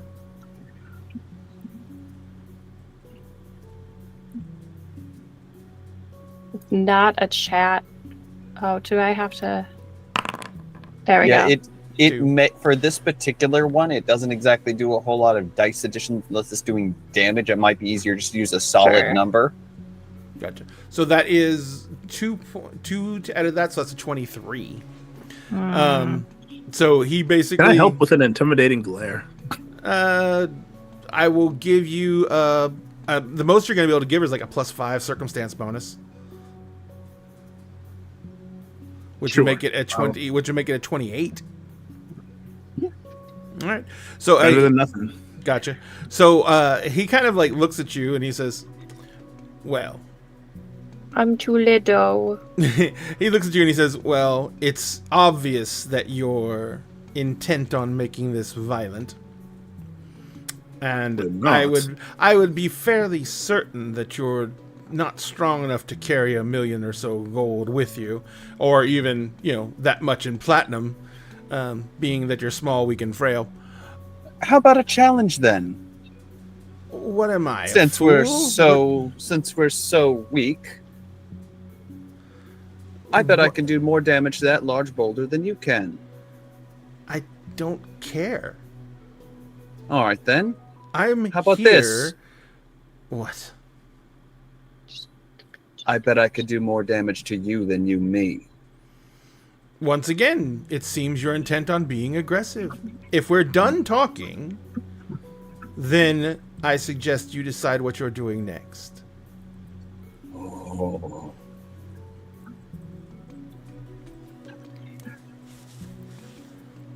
Just in Celestial, just looking at Idris. It's like, you know that trick I showed you earlier?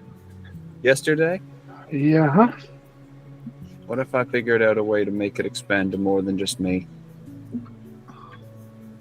Say again. What if I figured out how to expand the benefits to more than just myself?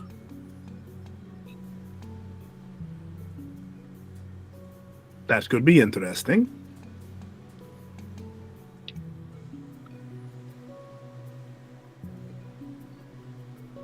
I say go for it.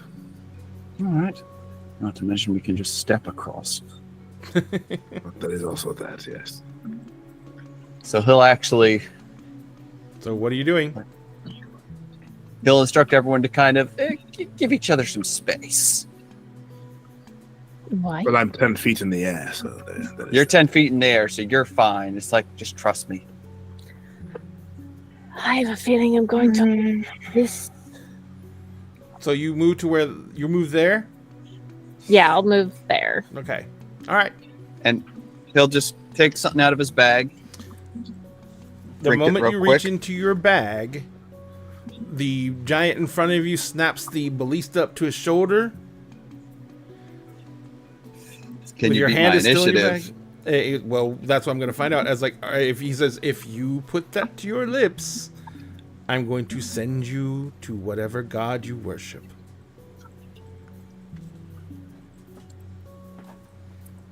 Because the initiative you got to beat, as it goes off my my previous in perception, is 39. If you roll initiative, that starts combat. So let me begin encounter. Let me roll initiative, and then once we get initiatives rolled,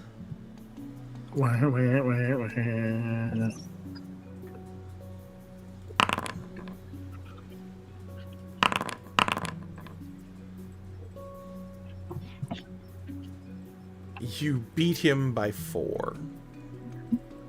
He got really close. All right, so we're going to be going into combat, but we're only 15 minutes out from when we normally drop. And combat in this game is not going to go fast, especially at this level.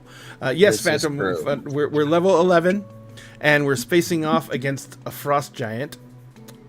And A sorry, a frost fire giant or a giant, fire a fire giant? giant, a fire giant, and we'll see what happens. It's going to be interesting. Ladies and gentlemen, we are going to go ahead and let you all go. Thank you very much, Rosie Quartz, for the raid. We greatly appreciate it.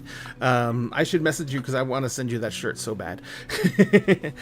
So go ahead and, if you can, number one, if those in our audience, if you haven't followed Rosie Quartz, please do. She's an amazing creator. She is incredibly wonderful, and she is an advocate for people who are basically need advocating for. And there is nothing that I would say this bad about Rosie, except that I don't get to see her shows often enough for my liking. If you want to follow any of the creators here, you can find them at their local haunts on the internet. Let's go ahead and see where you can find them at. We will start with Miss Liz. Hi, hello. I'm Liz. You can find me at various iterations of @MissLiz and @MissLiz2 on pretty much all the social medias. Obviously, I'm found here on Wednesdays. You can find me here every other Friday, with this Friday included. For this Friday is our last game of Best Days, and in the new year, we'll be starting the Walking Dead TTRPG. Oh, yeah. And then starting at the end of January, on Monday nights, you can find me over on the Starfield playing Werewolf the Apocalypse. Because I can finally talk about that. You're gonna be an angry puppy. I am going to be slightly angry. Slightly angry. I'm very mystical. You're the Therge, huh? I'm a Therge. Gotcha. Excellent. Thank you so much. And let's go ahead and go around to Sphinx. Who, me? What? Yes. Where? Where can we find you on the mighty interwebs? Hello, and good evening, everyone. I am Sphinx Akasha, your current champion of bards, and I'll explain that in just a sec. You can find me on TikTok as Circle DM. Sphinx Akasha is just about everywhere else. On Tuesdays and Wednesdays, you can find me right here with Dinner at a Game playing currently our Monster of the Week campaign, Small Town Life. And of course, this current Pathfinder campaign, Between Two Worlds. Every other Friday, you can find me with 8H Adventures as I run my campaign, Agents of the Circle. We are in our 5th and final season. We are getting ready to wrap it up at the end of spring. The agents have finally made it to the 36th chamber beneath the Temple of the Wu-Tang. Yes, I know what I said. Yes, it's on purpose. It's a great time. They've already fought the brothers of the Wu-Tang. It's fine. It's wonderful. And they are going to face off in a battle of the bards against a band of pirates. It's going to be, I guess, a nation of pirates, I should say. It's going to be great. It's going to be fantastic. It's going to be wonderful. So check that out. On Saturdays, we switch back and forth between Heroes Arc and Unlicensed Magic War Crimes on the 88 Adventures channel. And on Sundays, you can find us playing The Tale That Never Was, where I play Iodaji Sidra Nyota, who is my answer to what would happen if Howl from Howl's Moving Castle were a Kalashtar and Calcifer were his quarry. The thing that I can't really talk too much about, which is the reason why I am only the current champion of bards, is that someone or some ones have decided to throw down the Gauntlet of Challenge over my title. And more information on that will be slowly fed to you once the new year has begun. It will be a very, very interesting time, this next project of mine, and all those involved. So tune in to both my TikTok and my other social media for more information on that as we begin to kind of release that info. Dun dun dun. And next we have the incredible Cassie. Lady Hi. Vamp. Yep. Hi, everybody. I'm Cassie, or Lady Vamp, on social medias. You can find me, of course, on here Wednesday nights, as well as over at 80H Adventures on Tuesday nights, where I play a very, very sad cleric that's keeping her shit together one day at a time. We're just going for it. That's it. I don't do anything else fun. But this is lots of fun. It's super fun. Yeah. Super I get duper 2 the games a funs. week. I'm That's twice the word as I'm lucky looking as for. some people. And finally, of course, Sam. What an evening. Well, you guys can, of course, find me here on Wednesdays. I believe once we wrap this up, we're going back to Kingdoms of Mist, correct? Mhm. Yep. In which And case I go from playing the Magus to playing the group's rogue. Yep. And unfortunately, we have like 2 more sessions at least of this game. So we're going to be finishing it up in the end of the new year. But where else can we find you, Sam? Because you're not just here. That's true. You guys can also find me over on the Starfield this week, this coming Saturday, for, if I remember correctly, what is Your last our session. side's finale. Yes. As we get to go up against, as the 3 hunters get to go up against an abomination and the vampire that created it together. That's gonna be fun. But as well as with Cassie, you can find me over on 80H Adventures on Tuesdays, where I play the group Sorcerer, who's finally starting to Accept help from his friends. Go to therapy. Go to therapy. Yeah. accept help from his friends. Yes. I love that. As Go well to as- therapy. Finally realizing that you don't heal from bottling everything up inside. Gee, you know who else could use that advice there, Sam? Ryu. I don't know what you're talking about. know Just who saying, else could Rory, use that? Rory knows a great therapist. We can check it out when we get to the Drake Elven probably Capital. used that advice too. Drake could use that advice. Yep. No. Drake Yeah. take advice? Never. Yeah, you know, If Rory I've had would many Rory would conversations. obviously be a good therapist considering how well they pay attention to things going on around them, like people's feelings towards them and stuff like that. Obviously, Rory would be able to pick on it right away. No, she knows a good therapist. She's not a good therapist. She knows a good therapist because bitch has gone to therapy. She has proper coping mechanisms that she sometimes chooses to ignore. Yes, no, Sam gives me updates and tells me about what's going on in Ash's head, and 99% of the time, my responses start with, Ash, my buddy, you need some therapy. Go to therapy. Everyone in that group needs fucking therapy. It was like, Everyone. Rory is in therapy. She's just on a hiatus right now to save the world. as Marisha Ray once said, what player character's character would not need therapy who chooses to live this life? That's true. That's true. No. She ain't wrong. She ain't wrong. I know. I mean, I actually Call is think that coming I- from inside the house on that one. I actually may have a counter to that. I think I have a character that also would do well Same. without Same. therapy. They're in this game right now. Cecil? Cecil. Cecil needs is the therapy. most- How does Cecil Cecil needs need therapy, therapy? dude. How does Cecil need therapy? You know, Therapy. Cecil might need therapy. Cecil He just needs an autism diagnosis. That's all. Yeah. Yeah, that's more like it. Okay, There we yeah. go. There we go. There we go. No, but I still think Also, maybe somebody questioning the fact that his fight or flight response is never on flight and he's always looking for fight. That's That- just you. And he gets way too excited by them. Yeah. Yeah, no, he does get way too excited for a challenging Still fight. just Sam. I know. How is that just me? I don't like looking forward to fights. I try to avoid them if possible. The call is coming from inside the house. Call is it's coming from inside the house. And your winner fight is fight. Yeah, I don't look forward to it though.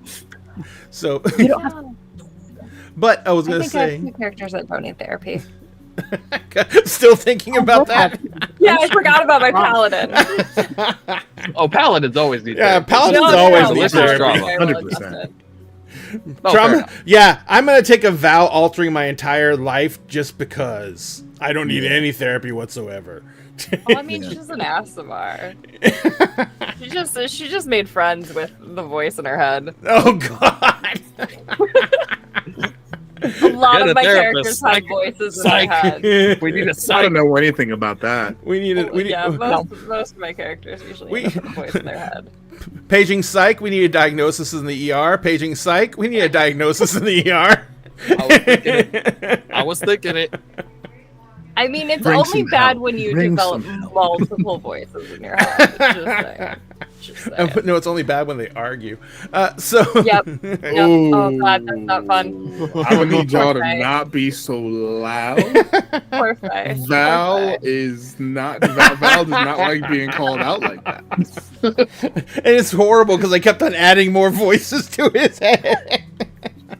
Val already had just him and Valar, and now there's a third. Now there's three. She's Okay, my pyromancer, my Avatar: The Last Airbender Firebender Mhm. had 5 voices. you win. You win. I got a question though. If you have a patron that speaks to you, does that count as voices in your head? Yes, Yes. 100%. Yes. Pretty Are you much. kidding? If you have a patron or have made a pact or Or are you playing a character with a haunted background? yeah, like you just got it. Or it's both. Or both. Or if you're an Asimar, like you just got a built-in voice at that point. Or not Kalishtar. Asimar. Kalishtar. Kalishtar. Kalishtar. And ladies and gentlemen, if you want to find out what all of that meant and you don't know, it's hi Rosie's people, if you guys haven't played D&D yet, you can find out by going to playing D&D or Pathfinder and creating characters that or basically just you living out your trauma with your friends, while you also get to flirt with them. So it's wonderful role-playing games. We can't recommend it well enough. And I will get Rosie to the table. I know that she keeps on saying that she doesn't have time, but we will get Rosie to the table. Come on, Trust Rosie. me. Come on. Let's go, bitch. Join us. Join the family. One of us. One of us.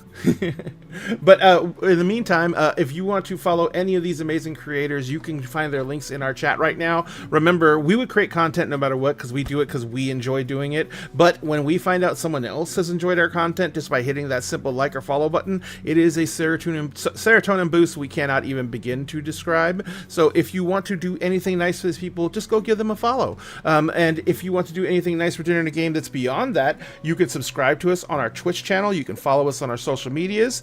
If you want some cool items, you can go and look in our merch shop, which is in our chat right now, and you can get one of these cool shirts like mine that says, "When your GM smiles, it's already too late." Too late. And other such. Yeah, the first lesson you learn in role-playing games: when the GM smiles, it's too late. But It's over. it's over. So we're gonna go ahead and say goodnight to you all. We actually go when the GM smiles too late. When we are going to do right now is on Twitch. We are going to go ahead and raid out to one of our fellow streamers to show the love to them as you have shown to us. We are also going to say goodnight to you all on all our other channels, which includes Facebook, YouTube, and Twitter for some unknown reason, because I found out I can stream to Twitter, so I just do it. I don't even know if anyone watches us on Twitter. So if you watch us on Twitter, post to Twitter and tell us you watched us there, because I'm interested to see how many people would watch if we did it to Twitter, because I may drop that for something else. I don't know. Kick is not a good place, so maybe not there. But we'll see. In the meantime, thank you all very much for joining us tonight. And remember, at Dinner Game, we always say if you see at the table, please do your best to social distance, wear a mask when you can. We want you to stay safe. And we almost all of us went to Gen Con last year, and almost all of us got COVID. And so it's out. Still evolving. Wait, too. Yeah. last year? This year? This year and last year. Well, we've only got And a last year. Yeah, well, yeah. Well, I didn't get it last year. I didn't get it. I didn't get it this last. year. I didn't get it the year I before did. last. Oh, you did? Oh man. I got it last year and this past year. Yeah. And now my Same. little brother has it, so I'm really worried. Oh. But Either way, we're going to be going. We're going to be going back next year because we're dumb Hey. and we like torture. Yeah. So, and we're going to be running events at Gen Con. We just haven't really locked down everything we're going to be running yet, but we're going to be doing a lot of stuff, and hopefully we'll be able to see as many people as we can there because we love you all. Just no more hugging because hugging turned out to be a bad thing. ooh, Damn it. I don't know if I can stop Damn it. myself. I know. I'm No, still y'all, I'm y'all still motherfuckers gonna- getting hugs. I mean, I'm touch starved 11 months out of the year. This usually gets me through the holidays. You can hug me, I promise. I'm just with this is gonna be pouncing. It's just what's happening. It's all pounces. Love It's all gonna be love pounces. So if you guys want to find us at Hey. Gen Con, we'll be posting up the information on that pretty soon because weirdly enough, I think it's around February that they open up the actual registration, and then in March they open up the hotels. So if you guys intend on going to Gen Con, be prepared. This year there is actually a concert happening the same weekend as Gen right. Con. So Holy shit! just be there the very first day for the room lotteries because it is going to be bad. Oh, who is it too? It's like not Blink 182. I think it is. No, Blink- it is. It is It's Blink the Blink 182. 182. Yeah, Yeah. I was gonna say it's a good band. It's a good band, and they're The playing, nasally band. and they're playing in the fucking Lucas Oil Stadium. Which is like right there. Yeah, Right there. Yeah. Huh? Either that That's or either annoying. that because no, it might not be Lucas Oil because where the Pacers play. I don't know if No. Pacers play in Lucas Oil. or Oh not. no, I that's don't know. all right. No, So you no, know, Lucas you know Oil how is there was field. the board that like right in front of the convention hall. There was the board. There was like the I'm boardwalk just gonna look it area. up. Yeah. You know that giant, like what almost looked like a Oh, train station right across the yeah. street? That's Pacer Stadium. Oh, okay. So that. Oh my God! Then they're right there. It's all downtown. Shit. Yeah, it's like Uh-huh. It's going to be a nightmare, God. folks. So gonna be a nightmare. if you book as soon as you can, we love you all. We want to see you there. We won't be able to get there. We are probably not going to be able to do what we originally wanted to do, which is have Dag House again, and that is because I'm going to have to buy my house, and I'm going to need a lot of money for my down payment. So it's going to be Valid. fun. But yeah, we just found out we're gonna have to do that. We thought we were gonna be able to wait a year before we did it, but we gotta do it sooner. So yay! Yikes. So, but all in all, remember, like I said, we always save you a seat at the table, so we want you to be safe, and we want you to be able to come back and join us as often as you can, so we can spend time with you and spend time playing games with you and talking to you. We're gonna be letting you guys go now, and we're gonna go raid out. You guys got any choices for who we're gonna raid? Who, baby? They are not. Are they on? I think they're still on break from their normal show tonight. Yeah, ADH Adventures is not on right now. Maisie Lynn is on. Maisie's on, yeah. Maisie. Yeah, she's playing Baldur's Gate. We'll go see Maisie. We haven't seen Maisie in a little bit, and plus, I know that a lot of people would like to say hi to Maisie. So we're gonna go raid Maisie Lynn's stream where she is playing Baldur's Gate 3. If you have not watched Maisie play Baldur's Gate 3, if you want to talk about therapy, Maisie has some issues regarding a certain vampire in that game. No. Just Shocker. You mean don't the award-winning vampire? That one? just Yeah, he won it. oh yeah, I know. He deserved it. But do not Hell yeah, I did. do not go to Maisie's stream and insult Astarion. That's all I'm gonna say. Don't do it. Don't do Is it. that a challenge? No. No. What does it say? What does it say? What does it say, Sam? What does it say? Oh no! Intelligence is a dumb stat, which is the motto of this game. Counter. All right, ladies and gentlemen. I tried. We're going to let you guys go. We're going to go raid over to Maisie Lynn. Have a wonderful evening, and we will see you guys Friday night for our Tales from the Loop game, Best Days, which is wrapping up Friday evening. So please be there if you can. In fact, maybe I could give something away, like an incredible 3D printed dice tower that I just literally printed tonight. What I roll? I wrote a 15. Are you actually going to send it though? I'm going to. I've got to send everything else out because I'm finally getting the other printer printed out because and you know what? I still have your stuff in a box. I do. I even paid for postage on it and never sent it because I'm stupid. You're not. Hey, do I need to tell Milagros? Alright. that Speaking you of are- postage, did you all hear that the new Forever stamps are D&D? Yes. Yes. Yes. I'm so excited about that. Yes. It's gonna be cool. Did you hear that Hasbro's going out of business? Yeah, they're Heard getting about that desperate. too. Kind of excited about that too. I'm not gonna lie. Yeah. I mean, I'm a little jacked for that. It's going to be interesting. But we're going to let you guys go. And we'll see you over on Maisie's. We love you and bye-bye. Bye.